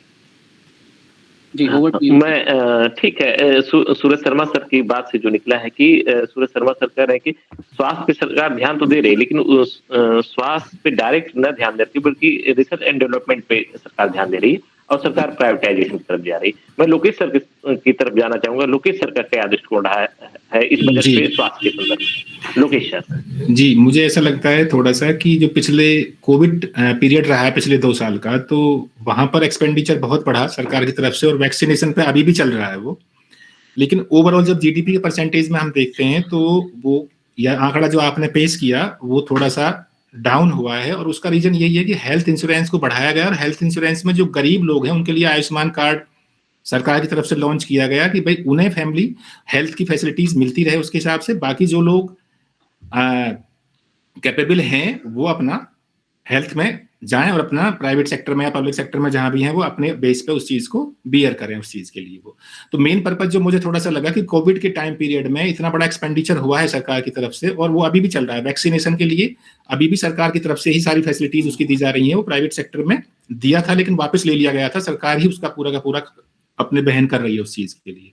तो ये एक बड़ा कारण थोड़ा सा ये है। हालांकि कुछ नर्सिंग कॉलेजेस इस बजट में इन्होंने डिक्लेयर किए हैं, 157 के करीब हैं कि जो नर्सिंग कॉलेज हैं, और इससे पहले भी ये था कि हर डिस्ट्रिक्ट में एक मेडिकल कॉलेज सरकार की तरफ से अवेलेबल कराया जाएगा, कि जिससे कि लोगों को मेडिकल की फैसिलिटीज आसानी से उपलब्ध हो सके उस चीज के लिए। जी जी सर, जैसा कि सर के उसकी बात से भी यही निकला है कि सरकार अपना बजट में पैसा तो कम खर्च करेगी, लेकिन सभी क्षेत्रों पे वह रिसर्च एंड डेवलपमेंट पे, आधारभूत संरचनाओं पे, हॉस्पिटल खोलने पे, एम्स जैसे हॉस्पिटल खोलने पे सरकार अपना ध्यान केंद्रित करेगी। लेकिन सर फिर बात वही आती है, आप तीनों पैनलिस्ट ने कहा कि सरकार अंतिम व्यक्ति तक जाना चाहती है और समावेशी बजट प्रस्तुत करे। तो इस समावेशी कहाँ है? स्वास्थ्य और शिक्षा जो हमारे सभी व्यक्तियों के लिए आवश्यक होता है, और दोनों पे सरकार प्राइवेट सेक्टर की तरफ जा रही है। तो समावेशी कैसे हुआ, थोड़ी सी मैं जानना चाहूंगा विजय सर से। सर देखें, इसमें दो बातें हैं। समावेशी का अर्थ जो है, इंक्लूसिव डेवलपमेंट का मतलब है कि जो सरकार का एक सीधी सी लाइन होती है, सबका साथ सबका विकास। और अभी जो समावेशी का नया दायरा G20 के बाद हो गया, वसुधैव कुटुंबकम, one earth one family one thing.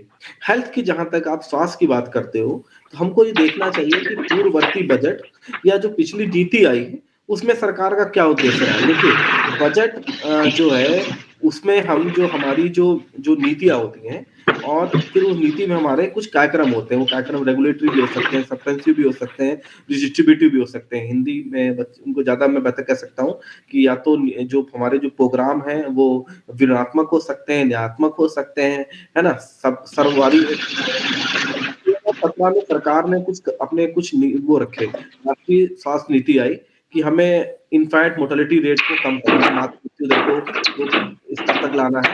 हमें सरकार ने मेंटल हेल्थ प्रोग्राम की बात की, राष्ट्रीय कहा कि मानसिक स्वास्थ्य योजना पर फोकस करनी है। सरकार ने टीबी मिशन के ऊपर पैसा खर्च किया, जो फ्लैगशिप प्रोग्राम है। उन सब पर सरकार ने धन एलोकेट किया है। पर इस बजट में सबसे बड़ा जो सर ने भी कहा है, कोरोना काल के बाद हमारा जब हमने व्यापार का अपना असंतुलन देखा, तो हमारा सबसे ज्यादा जो महत्वपूर्ण सेक्टर था वो फार्मा सेक्टर था, जिसने हमें हमारे व्यापार के असंतुलन होने को बचाया। उस कोविड पीरियड में भी हमारा जो फार्मास्यूटिकल का विदेश व्यापार में यानी निर्यात में कंट्रीब्यूशन 21% था। तो अब देखेंगे कि सरकार ने उस फार्मा सेक्टर को बजट में बढ़ाने के लिए पब्लिक प्राइवेट पार्टनरशिप, रिसर्च की बात की। जहां तक दूसरा बात है समावेशी, तो क्योंकि जब हम देखेंगे 2014 से पहले सिर्फ देश के 2% लोगों के पास हेल्थ इंश्योरेंस था, और वो अपनी जेब से आउट ऑफ पॉकेट एक्सपेंडिचर करते थे। और जो हमारा सरकार की योजनाओं का यूटिलाइजेशन, चाहे वो जननी सुरक्षा योजना हो, चाहे वो नेशनल टीबी कंट्रोल प्रोग्राम हो, चाहे वो आपकी किसी भी प्रकार की योजना हो, हेल्थ का यूटिलाइजेशन रेट भी सरकारी योजनाओं का कम था। तो इसमें अगर प्राइवेटाइजेशन, सरकार निजीकरण को लाती है, तो उसका उद्देश्य क्या है? पहली बात, रेट ऑफ यूटिलाइजेशन को बढ़ाना, और 2017 में जो लक्षित उन्होंने टारगेट रखे तो उनको अचीव करना।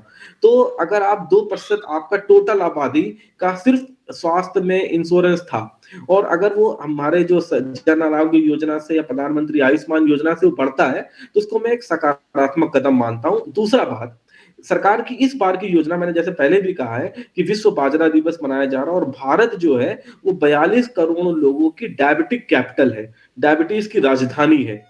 तो सरकार का जो 2017 का नेशनल एजुकेशन हेल्थ पॉलिसी था, उसमें जो गैर संचारी रोग हैं, जिसे हम कहते हैं नॉन कम्युनिकेबल डिजीज, जिसमें उच्च रक्तचाप, डायबिटीज या किडनी संबंधित रोग हैं, जिनको हम अपने खान पान या संतुलित आहार से कंट्रोल कर सकते हैं, योगा से, आयुर्वेदा से, आयुष से। तो उसके ऊपर अगर सरकार पैसा खर्च करती है पब्लिक प्राइवेट पार्टनरशिप में, या सरकार योजना लाती है प्रणाम योजना कि हम मोटा अनाज करेंगे, या हम स्वास्थ्य मिशन के थ्रू, स्वच्छता मिशन के थ्रू हम जल संचलित रोगों को कंट्रोल करेंगे, तो उसमें अगर हमारी पब्लिक प्राइवेट पार्टनरशिप होती है और प्राइवेट सेक्टर का रोल बढ़ता है, चाहे वो फंड बढ़ता है, उसमें मुझे इसमें बुराई नजर नहीं आती। लेकिन ये सिर्फ लेकिन हाँ, गरीब को निजी हाथों में इलाज के लिए सौंप देना गलत है। लेकिन अगर उसको सुविधाएं चाहे वो टीकाकरण के तौर पर हो, चाहे वो टीबी की दवा के तौर पर हो, चाहे वो आपके जैसे फाइलेरिया कंट्रोल हो गया, या जल आधारित रोग का कंट्रोल हो गया, या तंबाकू नियंत्रण हो गया, अगर उसमें प्राइवेट सेक्टर रोल प्ले करता है,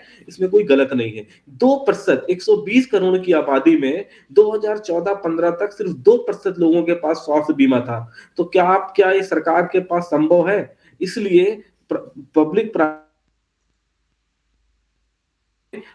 प्राइवेट पार्टनरशिप एक अच्छा कदम है, और सबसे अच्छा कदम मैं हेल्थ सेक्टर में मानता हूं प्रणाम योजना। भारत जैसे देश को, जो 42 करोड़ लोगों का डायबिटीज कंट्री है, और वो गैर सरकारी लोगों की जो जीवन प्रत्याशा है वो घटा देते हैं। आपको जान के ताजुब होगा, हेल्थ में एक चीज होती है daily disability adjusted life index, और क्वालिटी एडजस्टेड लाइफ इंडेक्स। उसको टारगेट करने के लिए हमें प्राइवेट सेक्टर को रोल देना ही पड़ेगा, अदरवाइज स्वास्थ्य क्षेत्र में ये जो पैसा है पिछली बार की तुलना में 2.71% बढ़ा है, 88,3590 करोड़ रुपए बढ़ा है। एक अच्छा, मैं इसको एक संतुलित मानता हूं, और मैं चाहता हूं कि प्राइवेट प्लेयर इसमें एक रोल प्ले करके देश को एक समावेशी स्वास्थ्य ढांचे की ओर ले जाए, क्योंकि स्वास्थ्य सिर्फ अगर सरकार के भरोसे छोड़ देंगे तो ना रेट ऑफ यूटिलाइजेशन होगा, ना रेट ऑफ सेटिस्फेक्शन होगा।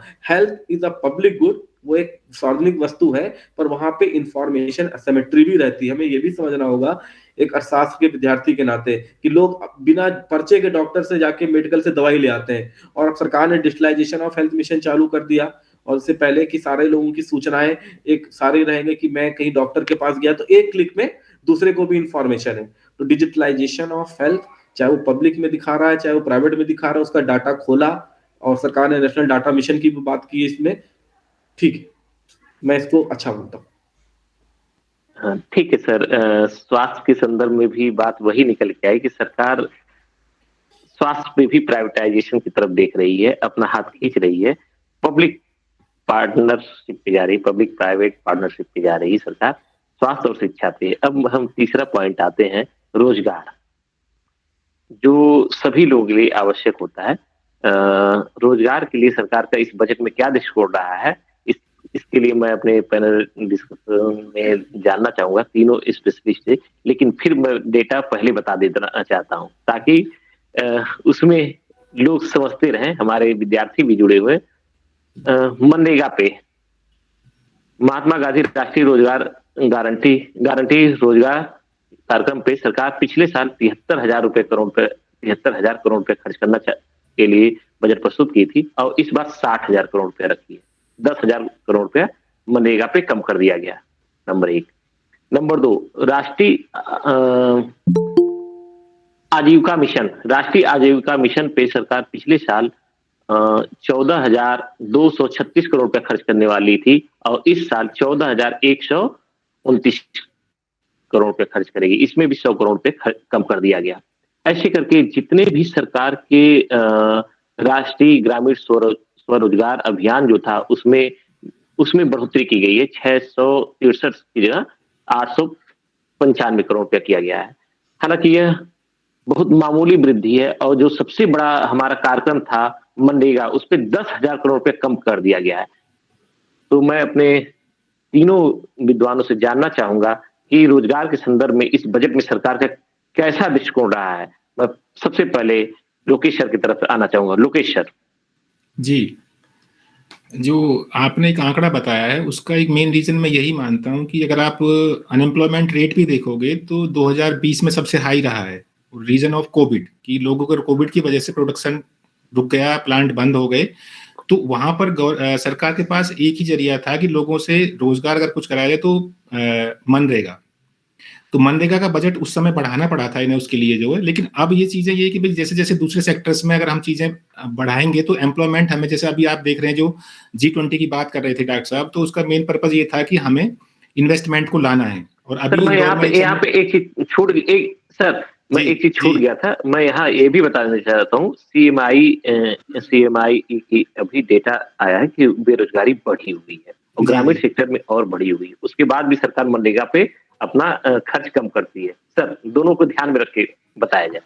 जी ठीक सर, लोकेश सर। बिल्कुल। तो मनरेगा का मेन पर्पज अब ये है कि हमारे पास की जो हम दूसरे इंडस्ट्रियलाइजेशन को बढ़ावा दें, मैन्युफैक्चरिंग सेक्टर को हम बढ़ाना चाहते हैं। तो मैन्युफैक्चरिंग सेक्टर में सरकार का जो एक मोटो है, यानी कि हम उस चीज को लेके आए और इन्वेस्टर्स को लाएं, इन्वेस्टर्स को लेके आएंगे तो एम्प्लॉयमेंट वहां बढ़ाएं।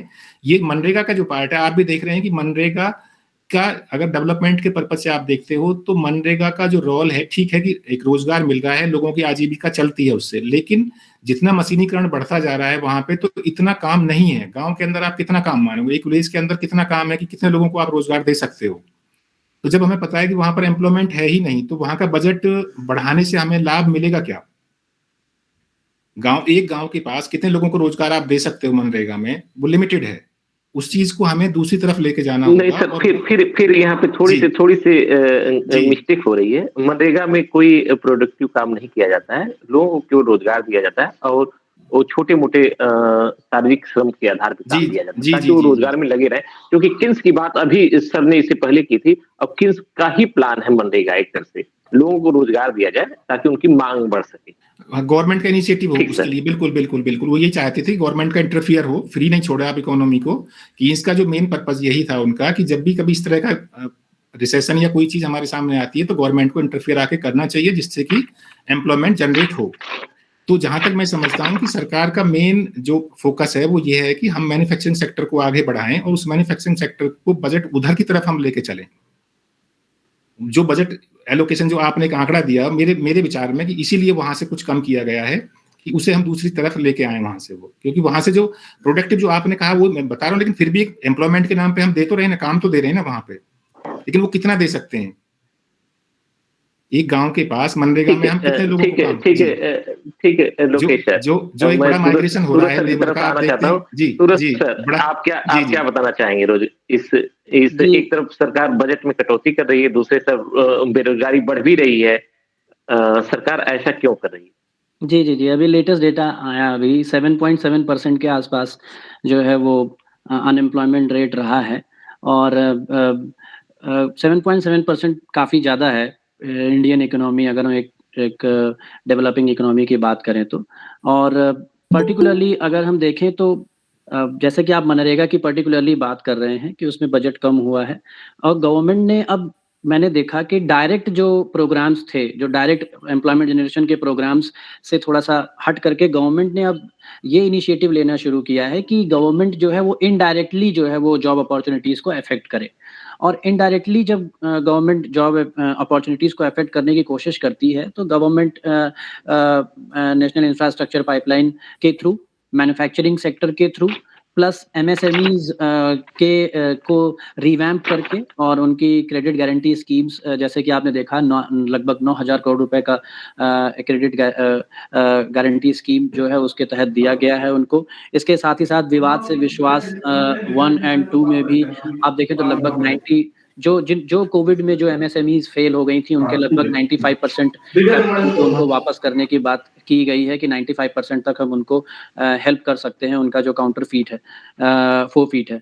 तो गवर्नमेंट जो कोशिश ये कर रही है कि इस तरीके से जो है वो इनडायरेक्टली जॉब अपॉर्चुनिटीज़ को अफेक्ट किया जाए। वो स्किल डेवलपमेंट प्रोग्राम्स के थ्रू भी आपको देखने को मिलेगा कि स्किल डेवलपमेंट प्रोग्राम्स को जो थोड़ा बढ़ावा दिया जा रहा है।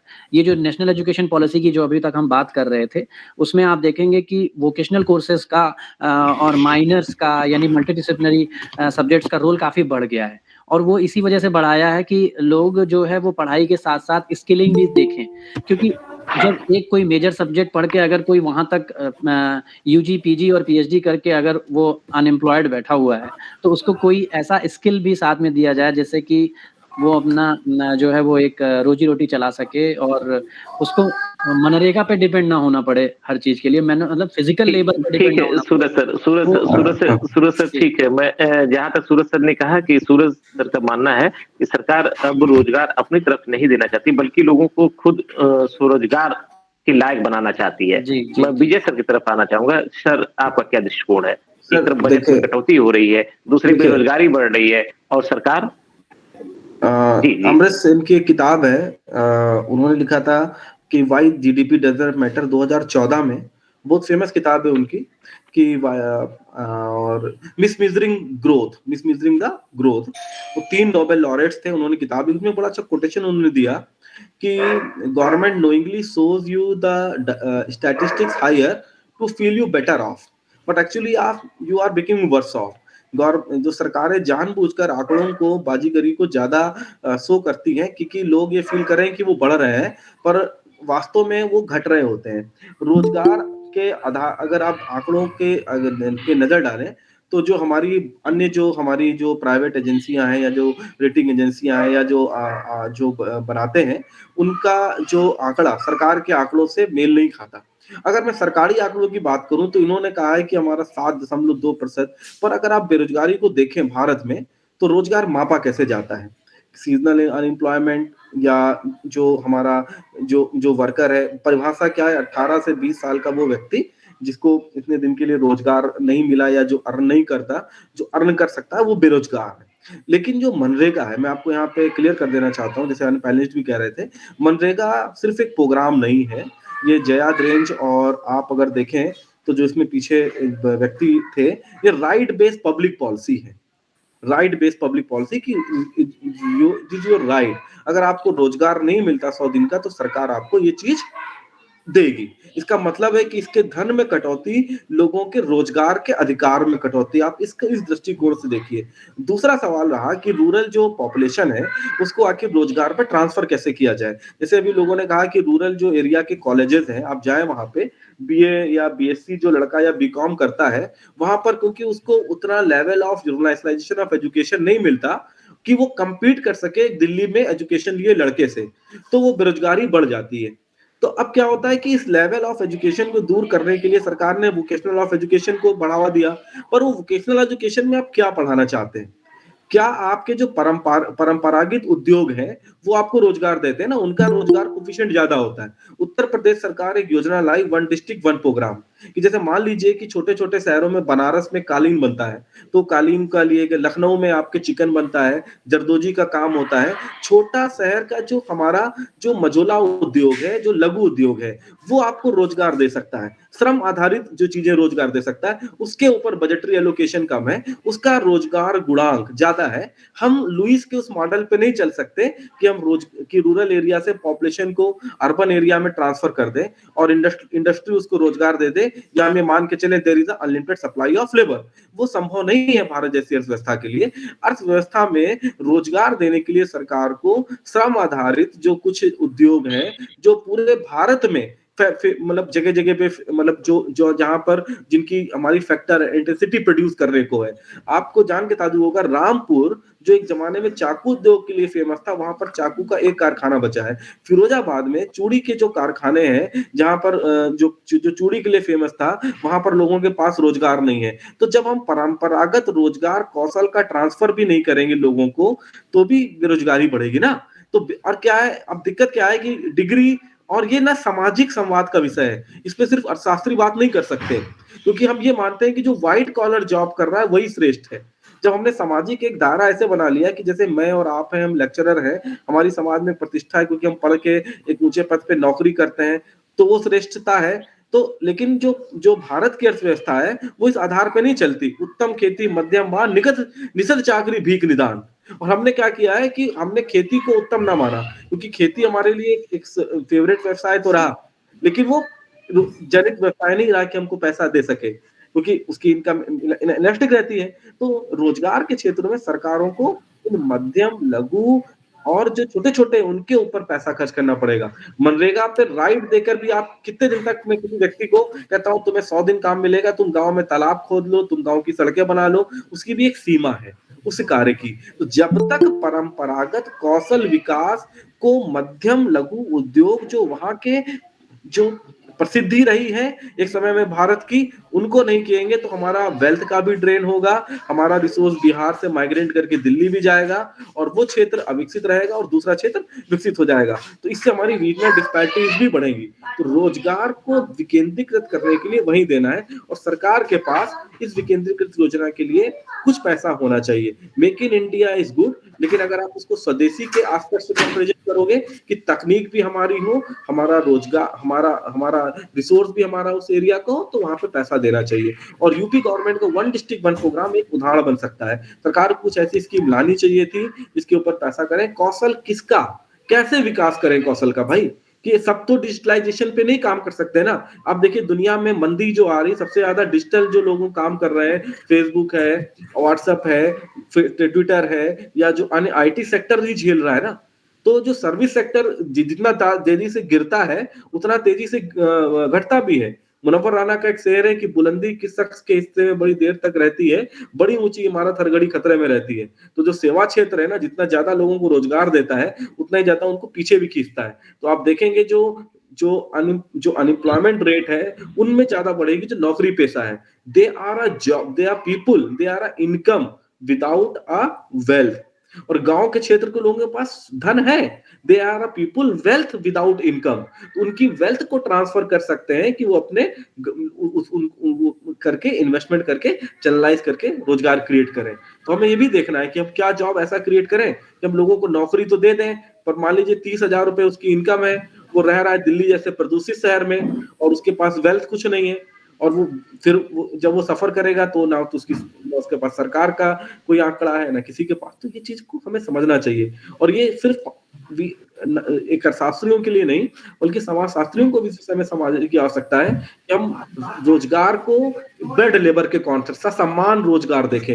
हर व्यक्ति हर उसका रोजगार का सम्मान करे कि व्यक्ति अगर वो किसी क्षेत्र में अपने छोटे उद्योग से अर्जन कर रहा है तो वो भी उतना अधिकारी है। तो preference for white collar job, इसके ऊपर जो बाकी हमारे मनोवैज्ञानिक है उससे काम करें तो हमारे देश में हम बढ़ सकते हैं। क्योंकि वी जॉब्स एंड अनएम्प्लॉयमेंट दो अन्य चीजें। दूसरा, सरकार की प्राथमिकता में ये चीज शामिल नहीं है क्योंकि कुल बजट भाषण में 4 बार रोजगार का जिक्र किया गया है, और जब पिछले बजट भाषण हुए तो उसमें 26 बार जिक्र हुआ था। तो आप 26 से 4 पे आ गए, 22 शब्द आपने रोजगार के खा लिए, तो आपकी प्राथमिकता क्लियर है। चलिए मैं किसी पॉलिटिकल कमेंट पे नहीं जाऊंगा, पर ये आपकी मंशा दिखाता है कि आपने कितनी बार रोजगार अपने 2 घंटे के भाषण में बोला है। मैं सर एक चीज कहना चाहता हूँ थोड़ा सा जी, कि सर आपने जो मेन स्मॉल इंडस्ट्रीज पे जो थोड़ा सा फोकस किया सारी चीजें, तो ये तो 16-17 सेंचुरी तक हमारा लघु उद्योग ही स्ट्रॉन्ग था पूरी तरह से। बट हुआ क्या है कि धीरे धीरे जैसे जैसे इंडस्ट्रियलाइजेशन बढ़ा तो मशीनीकरण बढ़ता गया और ये हमारा MSME जो भी सेक्टर था पूरा धीरे धीरे सब डिक्रीज होता चला गया। तो आप इस पर दोबारा जैसे आप अभी चर्चा कर रहे थे, फोकस करने की बात कर रहे हैं, तो इससे किस तरह से कंपटीशन में हम लेके आएंगे? मेन पर्पज ये है कि जो बड़ी बड़ी इंडस्ट्रीज हैं उनके सामने इसे हम कैसे करें। जैसे स्टार्टअप का चल रहा है, आप देखिए थोड़ा सा कि स्टार्टअप आ रहे हैं तो मोस्टली स्टार्टअप क्या है, सर्विस सेक्टर्स का है सब वो, लेकिन मैन्युफैक्चरिंग में हम कैसे लेके आए कंपटीशन में, इन चीजों को हम किस तरह से ला सकते हैं?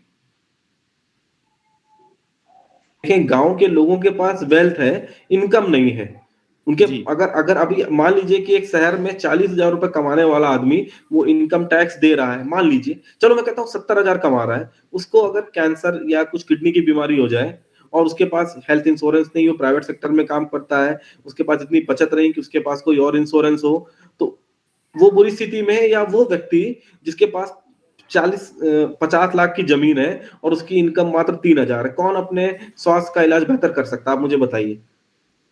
तो उस जो वेल्थ लोगों के पास, गांव के लोगों के पास वेल्थ की कमी नहीं है, उस वेल्थ को ट्रांसफर करके वो जनरेट कर सकते हैं।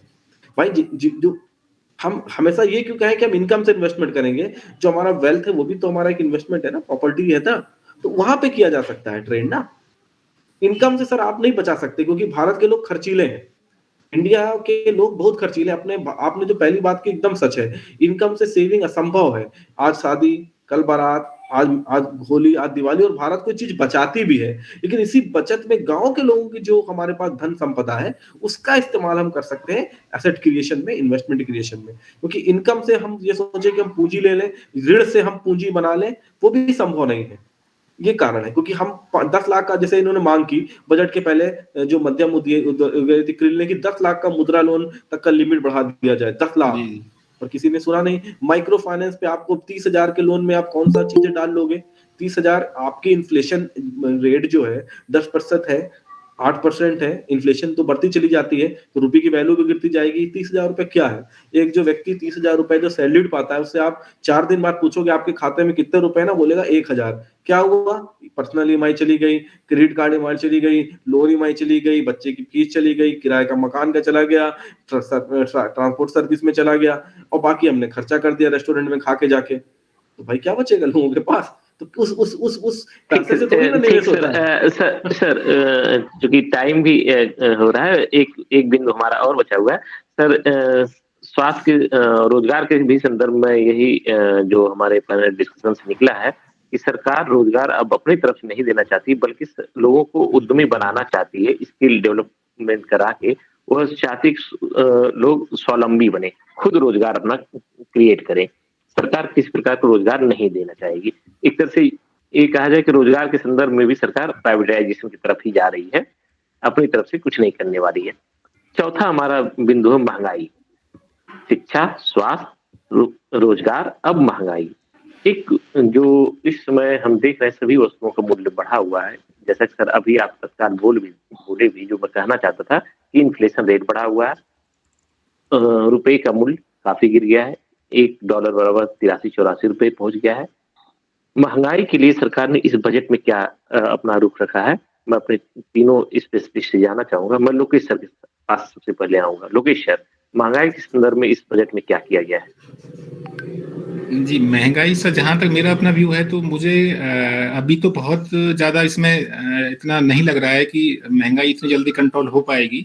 और हालांकि सरकार की कुछ कोशिश है थोड़ी उस चीज़ को लेके कि आरबीआई ने जो अपनी पॉलिसीज में थोड़ा सा दिखाया है, सारा इंटरेस्ट रेट को इस तरह से इंक्रीज किया है उसमें, लेकिन मेन पर्पज है कि सरकार की तरफ से इस तरह की पॉलिसीज में या बजट में इस तरह का मुझे कोई क्लू नहीं मिला कि हाँ महंगाई अभी जल्दी से। उसके दो बड़े रीजन यही रहे हैं कि कोविड का प्रोडक्शन बहुत डाउन रहा था, हमारे पास प्रोडक्शन ही नहीं हो पाया, सप्लाई चेन हमारी बहुत पीछे थी या इम्पोर्ट जो हो रहे थे। और दूसरा जो एक बड़ा कारण रहा है, जो क्राइसिस चल रहा है आपका रशिया और यूक्रेन वाला, उसने भी हमारे जो इन्फ्लेशन को बहुत प्रभावित किया, पूरी दुनिया को किया है। मतलब एक तरह से ये हम इंडिया की बात ना करें तो जब पूरी दुनिया में इस तरह का माहौल है तो फिर इंडिया उससे बच नहीं सकता। और जिसमें बहुत सारी चीजें ऐसी हैं कि जिन पे हम नहीं सर, यहाँ पे फिर विरोधाभास कुछ समझ में आ रहा है। जो हम बार बार एक अर्थशास्त्री के रूप में हम नहीं कह सकते कि यूक्रेन रूस के युद्ध से हमारे देश में कोई प्रभाव पड़ रहा है। और बिल्कुल पड़ेगा, डेफिनेटली पड़ेगा। कुछ नहीं सर, नहीं सर, आप आयात निर्यात इम्पोर्ट देखेंगे कहीं फर्क नहीं पड़ रहा है। 2% उससे हमारा व्यापार होता है तो 2% हमारे व्यापार में कुछ फर्क नहीं पड़ रहा है। और नहीं तो हमें पेट्रोल सस्ता मिल रहा है, जो पहले अन्य देश महंगा मिलता है, रूस से हमको सस्ता मिलने लगा है। हम अर्थशास्त्री के रूप में या विद्वान होने के रूप में ऐसे ही नहीं बोल सकते। वो मीडिया वाले रशिया से तो हमने अभी शुरू किया है, रिसेंटली हुआ है। यूक्रेन से हमारा क्या होता है? कुछ नहीं आता। कोई बता दे क्या बड़ा सप्लाई आयात निर्यात होता है? कुछ नहीं होता है सर। विद्वान के रूप में हम लोग बाकी कंट्रीज देखिए, आप एक डायरेक्टली कुछ चीजें डायरेक्टली इंपैक्ट करती हैं, कुछ इनडायरेक्टली करती हैं। जैसे चाइना का है, चाइना का हमारे से बहुत बड़ा ट्रेड है, ठीक है। यूक्रेन से है, इतना बड़ा नहीं है हमारा। एक्चुअली सर विश्वव्यापी मंदी है।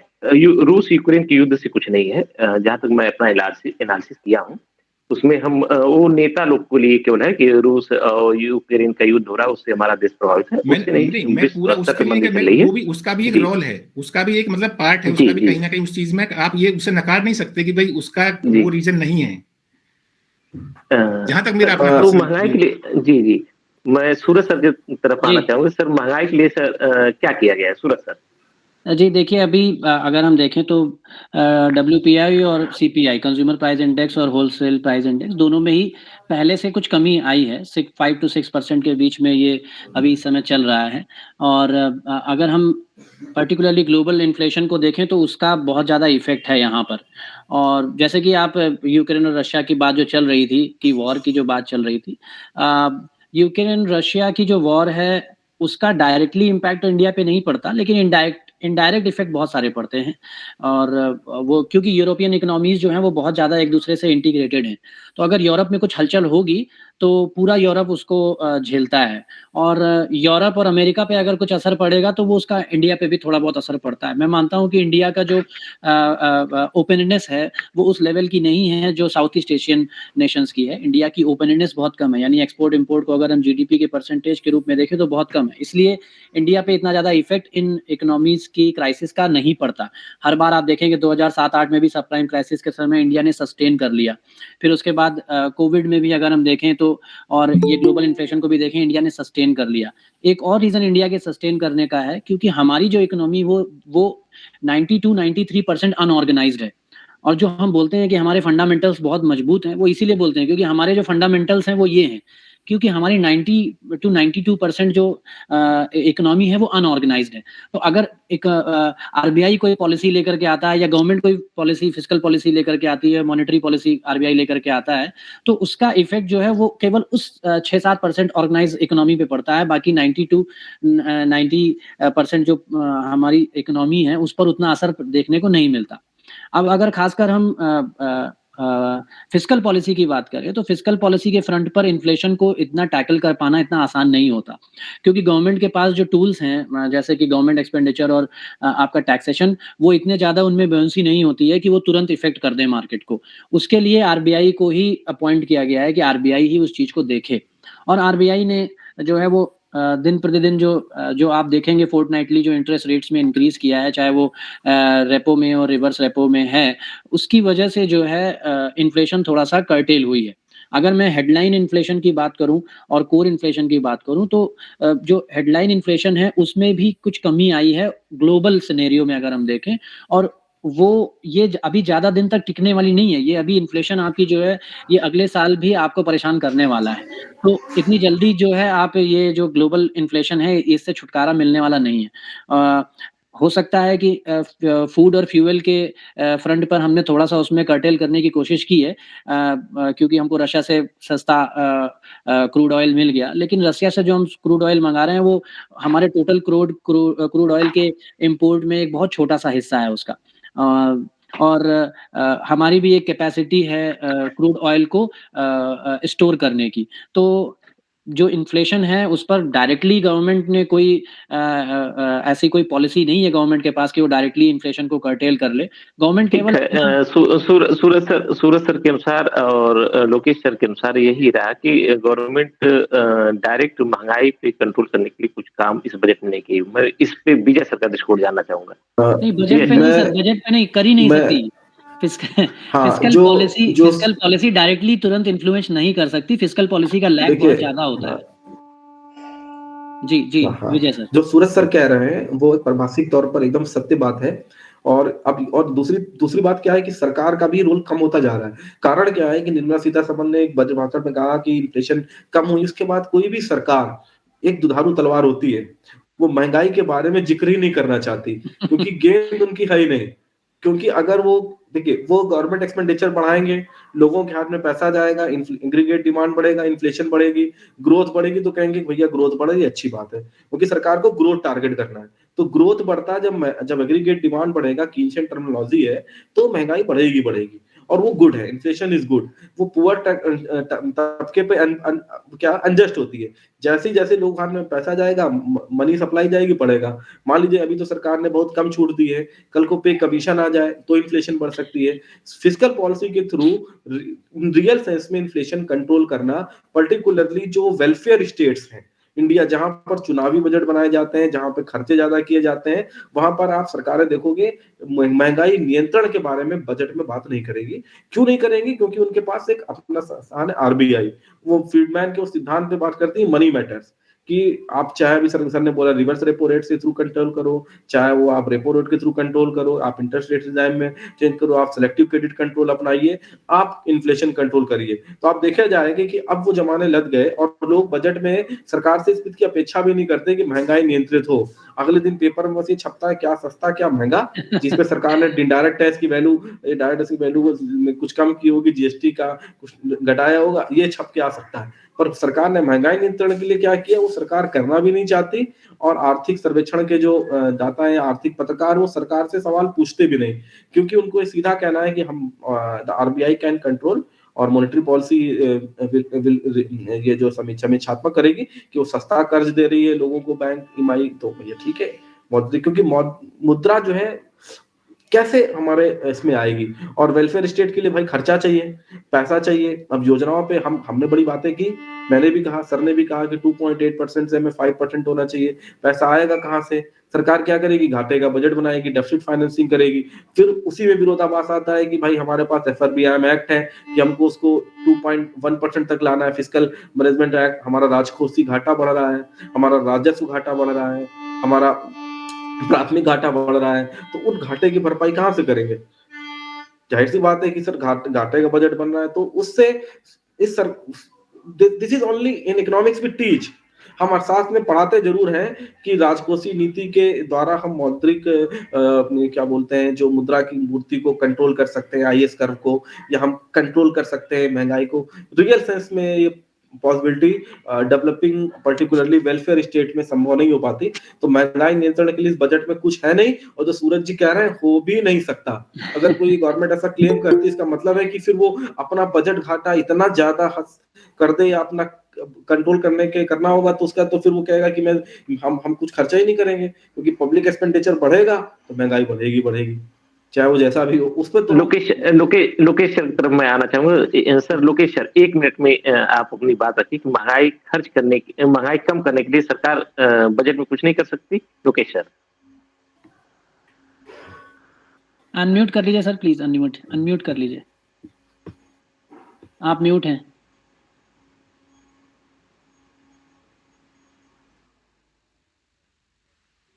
आवाज नहीं आ रही लग रहा है सर, म्यूट सर का म्यूट है। लोकेश सर का म्यूट है। जी आवाज आ रही है लोकेश जी सर, मैं टाइम हमारे पास नहीं है, लेकिन फिर भी मैं इतना ही जानना चाहूंगा, क्या महंगाई कंट्रोल करने के लिए सरकार बजट के माध्यम से कुछ नहीं कर सकती? जैसा कि अभी दोनों कुछ कर सकती है, लेकिन मेन पार्ट आरबीआई का ही रहता है वो। अच्छा, इस तरह से तीनों विद्वानों का मानना है कि महंगाई कंट्रोल करने के लिए सरकार राजकोषीय नीति के द्वारा या बजट के द्वारा कुछ नहीं कर सकती। जैसा कि हमारा इस पैनल डिस्कशन में 4 बिंदु था: स्वास्थ्य, शिक्षा, रोजगार और महंगाई। रोजगार और महंगाई के संदर्भ में तीनों विद्वानों ने कहा कि सरकार इन दोनों बिंदुओं से भागना चाहिए। अपने बजट में कुछ नहीं बोली है। विजय सर ने कहा कि पिछली बार 27 बार बोली थी और इस बार 4 बार केवल रोजगार के बारे में सरकार बोली है। महंगाई के बारे में इस बार सरकार बिल्कुल ही नहीं बोली है। इसका मतलब महंगाई और रोजगार सरकार के दृष्टिकोण में या बजट में नहीं था। स्वास्थ्य और शिक्षा के संदर्भ में सरकार प्राइवेट की तरफ भाग रही है, अपना बजट कम करके प्राइवेट की तरफ भाग रही है। तो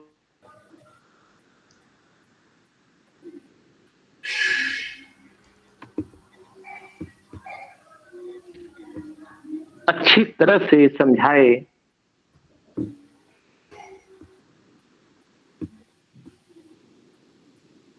काफी अच्छी तरह से डिस्कशन किए कि आज के बजट में क्या क्या दिया गया था। इस बजट का समरी पैनल डिस्कशन का समरी प्रस्तुत करने के लिए, चूंकि हमारे पास टाइम भी ज्यादा हो रहा है, 8:40 तक टाइम था, जिसमें क्वेश्चन और का भी था, लेकिन क्वेश्चन हम नहीं देंगे। मैं direct doctor Pushpendra Kumar Mishra sir के पास जाना चाहूंगा पैनल डिस्कशन की समरी प्रस्तुत करने के लिए। Doctor Pushpendra Kumar Mishra sir. बहुत बहुत धन्यवाद सर। क्या आप लोगों को मेरी आवाज आ रही है? बिल्कुल सर, बिल्कुल, आपका स्वागत है सर। धन्यवाद सर। आज के कार्यक्रम के हमारे अध्यक्ष संरक्षक professor Yogesh Kumar Tyagi sir, professor जेके संत सर, आज के इस बड़ी ही उपयोगी परिचर्चा के हमारे विशेषज्ञ doctor Lokesh Kumar sir, doctor Vijay Srivastava sir तथा डॉक्टर सूरज शर्मा सर, इस उपयोगी कार्यक्रम के संयोजक डॉक्टर अमित भूषण द्विवेदी सर और श्री भवनीत सिंह बत्रा सर, प्रथम दिवस की परिचर्चा के संचालक डॉक्टर मनमोहन लाल विश्वकर्मा सर, संघीय बजट 2023-24 और आर्थिक सर्वेक्षण 2022-23 पर द्विदिवसीय पैनल डिस्कशन के प्रथम दिवस की परिचर्चा में आप तीनों ही विशेषज्ञों ने संघीय बजट 2023-24 के महत्वपूर्ण मुद्दों को रेखांकित किया है। आप तीनों ने ही स्वास्थ्य, शिक्षा, रोजगार, महंगाई, कर, कौशल विकास जैसी महत्वपूर्ण विषयों पर बेहद संतुलित और सारगर्भित परिचर्चा की है। इससे सभी श्रोताओं को संघीय बजट को जानने समझने के नए आयाम प्राप्त हुए हैं। चूंकि इस कार्यक्रम का मूलभूत उद्देश्य बजट की बारीकियों को हमारे विद्यार्थियों को समझाना है, इस चीज को दृष्टिगत रखते हुए प्रथम दिवस का यह पूरा का पूरा पैनल डिस्कशन अपने उद्देश्यों में पूरी तरीके से सफल रहा है। इस हेतु मैं पूरी आयोजन समिति को अपनी शुभकामनाएं प्रस्तुत करता हूं तथा कार्यक्रम के आगे के संचालन के लिए मंच पर पुनः डॉक्टर मनमोहन लाल विश्वकर्मा सर को आमंत्रित करता हूं। हार्दिक धन्यवाद सर। धन्यवाद सर, धन्यवाद पुष्पेंद्र सर, बहुत बहुत धन्यवाद। पैनल डिस्कशन का समरी बताने के लिए। जैसा कि हम लोग जान रहे हैं कि इस 2 दिवसीय पैनल डिस्कशन में आज बजट पर चर्चा हुई। बजट पर चर्चा अभी महीनों तक होती रहेगी। आज तो पहला दिन था। पहले दिन में कुछ चीजें छूटी हुई हैं जो और भी 1-2 दिन में निकल के आएंगी। इसके लिए हम फिर चर्चा बजट पे करवाएंगे। अगर किसी श्रोता का कोई क्वेश्चन हो तो 1-2 मिनट के अंदर सर हम क्वेश्चन भी ले लें। किसी श्रोता का क्वेश्चन है? किसी प्रकार का किसी का क्वेश्चन है तो अपने आप को अनम्यूट करके पूछ सकते हैं। डॉक्टर विवेक पांडे जी भी दिख रहे हैं। जी सर। सर एक तो मैं अभी सेविंग की जो सूरज सर भी बता रहे थे कि लीकेजेस को कम करना चाहती है सर, इसलिए जो है कि वो गवर्नमेंट बजट में सेविंग को कम करना चाह रही है जिससे लीकेजेस कम हो सके। लेकिन अभी जैसे ये बात हुई तो मैं ओल्ड और न्यू दोनों का कंपैरिजन किया और हमने देखा कि अगर हम बचत करते हैं ओल्ड वाले में तो 15 लाख अगर हमारी इनकम है, जहां तक हमको छूट दी गई है उस हिसाब से 15 लाख इनकम में अगर हम ओल्ड के टैक्स सिस्टम लेते हैं तो हमको लगभग 80 से 90 हजार का टैक्स देना पड़ेगा। यदि वो 1.5 लाख 80C में देख लें, 50,000 स्टैंडर्ड डिडक्शन देख लें, इस तरह का। लेकिन अगर हम न्यू करते हैं सर तो 1,40,000 के करीब जा रहा है। तो हमें तो ये लगता है कि अगर जो बचत करेगा वो तो पुराना अपनाएगा और साफ साफ दिख रहा है। तो नए वाले में तो हमको तो साफ दिख रहा है कि हमको नुकसान होगा, सीधे 70,000 80,000 का नुकसान हो रहा है।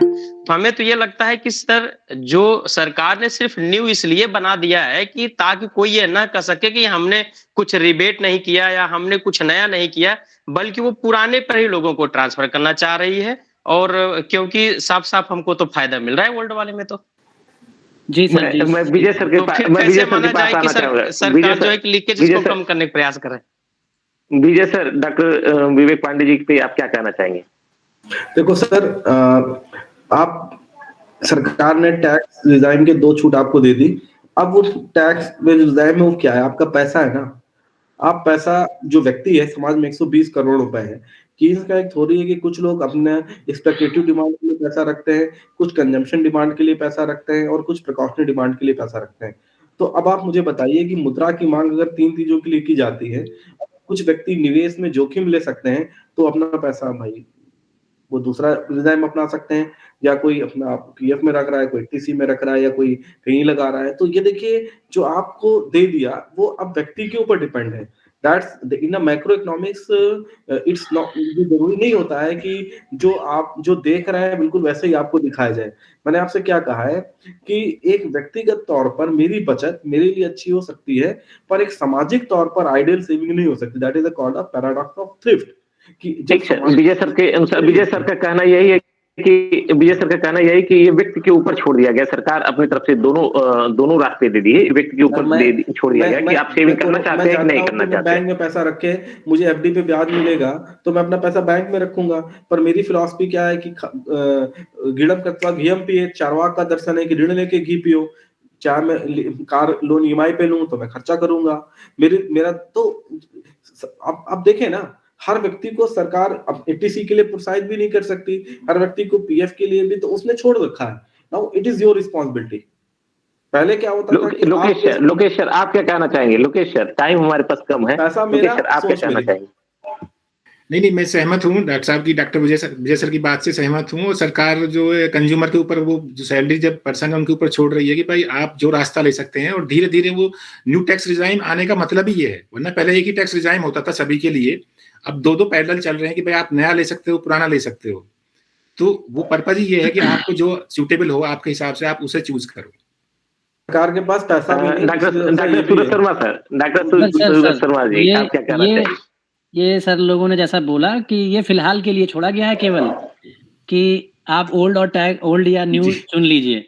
और आपको आई थिंक आपको पता होगा कि ओल्ड टैक्स रेजिम पहले डिफॉल्ट थी, अब डिफॉल्ट न्यू टैक्स रेजिम हो गई है। आप जब ओपन करेंगे तो न्यू टैक्स रेजिम खुलेगी, आपको ऑप्ट करना पड़ेगा कि आप सेकंड चूज करना चाहते हैं कि नहीं। पहले ये था कि आप फर्स्ट चूज करना चाहते हैं कि नहीं। मैं सर यही बताना चाहूंगा कि मैडम ने इस बात को टैक्स स्लैब को बजट के सबसे अंतिम क्षणों में कहा और खूब ताली बजी इस पे। इसलिए तो कहा क्या ये जनता को पूरे जनता को बहका नहीं मैं बताया गया था, स्लैब किया गया क्या कि जनता इस पे खुश हो जाएगी, लेकिन जो अच्छा है वो पुराना स्लैब ही है, नए स्लैब में जनता उलझ जाएगी। जैसा हम लोग पूरे पैनल डिस्कशन में शुरुआत ही वहीं से किए और अंत भी मुझे लगता है वहीं से होगा।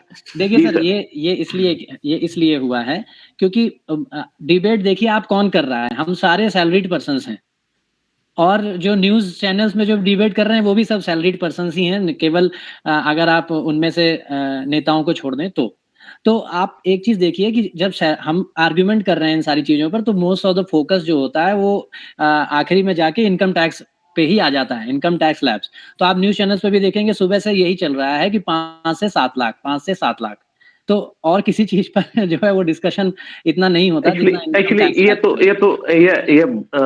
ये इसलिए किया गया, जो मुझे समझ में आया कि बजट अगली साल चुनाव है और लोगों को कुछ शब्दों में अपने टैक्स में उलझाना था, तो सरकार ने इसी तरह उलझा दिया। जैसा विवेक पांडे सर ने बताया कि जब हम 80 से 90 हजार दे रहे हैं 15 लाख की इनकम में पुराने टैक्स स्लैब और नए टैक्स स्लैब में हम 1,40,000 दे रहे हैं, तो पुराना ही अच्छा है। और भी कम हो जाएगा अगर आप होम लोन लेंगे तो और भी कम हो जाएगा। आपका 2 लाख रुपए इंटरेस्ट पे रिबेट है और बाकी 80 भी आप दिखा सकते हैं।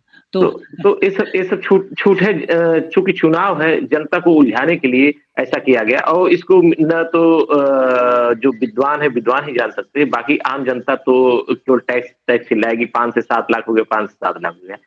काफी अच्छा हमारा एक डिस्कशन पैनल रहा है। एक स्टूडेंट ने एक चीज ये पूछी है कि चैट बॉक्स में कि क्या टैक्स सिस्टम को अगर हम सिंप्लीफाई कर दें तो क्या हम रेवेन्यू बढ़ा सकते हैं अपना। तो जो गवर्नमेंट ये बात कर रही है कि हमने इसको सिंप्लीफाई करने के लिए किया है कि एक पेज है, सिंपल से भरिए, 5-10 वो कैलकुलेट करके आपको बता देगा। आपको कोई भी झंझट लगाने की जरूरत नहीं है कि आप सीए के पास जाइए, उसको बताइए कि ये इन्वेस्टमेंट ये और उसके बाद आपका पूरा रिटर्न निकल के आता है।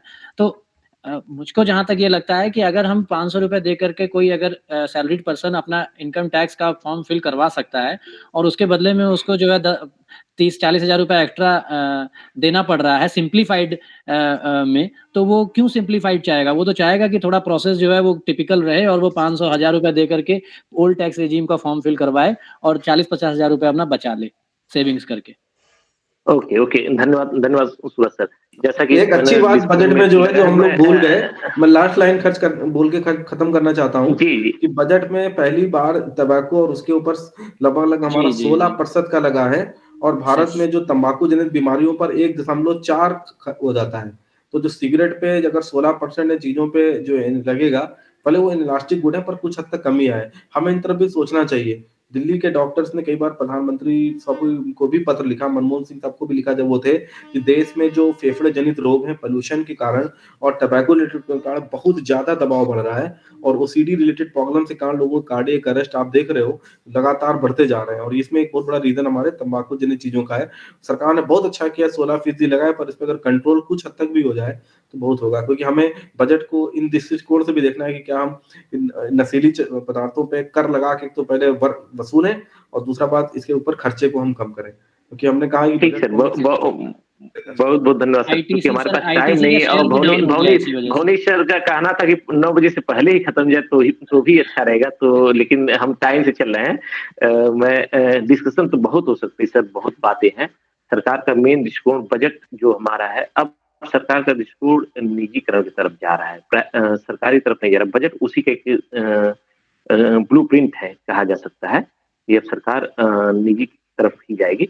मैं इस कार्यक्रम में टाइम ज्यादा ना खर्च करते हुए भवनी सर से आज्ञा लेते हुए वोट ऑफ थैंक के लिए मिस पूनम धांडे मैडम को बुलाना चाहूंगा कि वो आए और वोट ऑफ थैंक दें।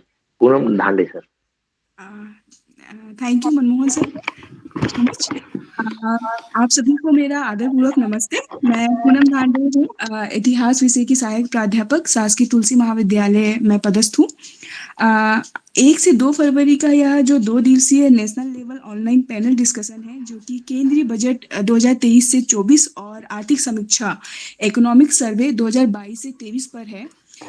हम सभी शाम 7 बजे से बजट चर्चा को सुनने और समझने के लिए एक साथ जुड़े हुए हैं। इसका एक मुख्य कारण हमारे अतिथिगणों को जाता है, जिनके प्रभावशाली इस चर्चा ने हम सभी को आगे रखा है। बहुत ही आसान और सरल भाषा में केंद्रीय बजट को समझाया गया है। Yogesh Kumar sir, doctor Vijay Srivastava sir, doctor Suraj Sharma sir, मैं आप सभी को देवनागरी पीजी कॉलेज गुलावटी उत्तर प्रदेश एवं शासकीय तुलसी महाविद्यालय अनूपपुर मध्य प्रदेश की ओर से बहुत बहुत आभार व्यक्त करती हूँ। आज के इस प्रथम दिवसीय बजट चर्चा में निश्चित रूप से हमारे सभी श्रोतागण और विशेष रूप से विद्यार्थियों को बहुत लाभ मिला होगा। आप सभी का बहुत बहुत आभार है सर। ऐसे प्रतिभा संपन्न अतिथिगणों को यहाँ आमंत्रित करके जिन्होंने हमें यह अवसर प्रदान किया है, वो हमारे शासकीय तुलसी महाविद्यालय के प्राचार्य एवं संरक्षक डॉक्टर जेके संत सर एवं प्रोफेसर योगेश कुमार त्यागी सर, प्राचार्य एवं संरक्षक Devanagari PG college Gulaothi sir को भी मैं बहुत बहुत धन्यवाद और आभार व्यक्त करती हूँ। हमारे आयोजन समिति ने अपना उचित योगदान दिया है, जिसकी वजह से यह कार्यक्रम खूबसूरत हुआ है। उन सभी सदस्यों को बहुत बहुत धन्यवाद है सर। आर के सोनी सर एवं डॉक्टर विक्रम सिंह बघेल सर, जो सदैव ही हमारे साथ मार्गदर्शक एवं संरक्षक की भूमिका में रहते हैं, उन सभी का बहुत बहुत आभार है सर। पचमढ़ी कॉलेज से सफिया जहर मैडम, जो कल के सेशन में भी हमारे साथ जुड़ी रहेंगी, उनका भी मैं आभार व्यक्त करती हूँ देवनागरी पीजी कॉलेज और शासकीय तुलसी महाविद्यालय की ओर से।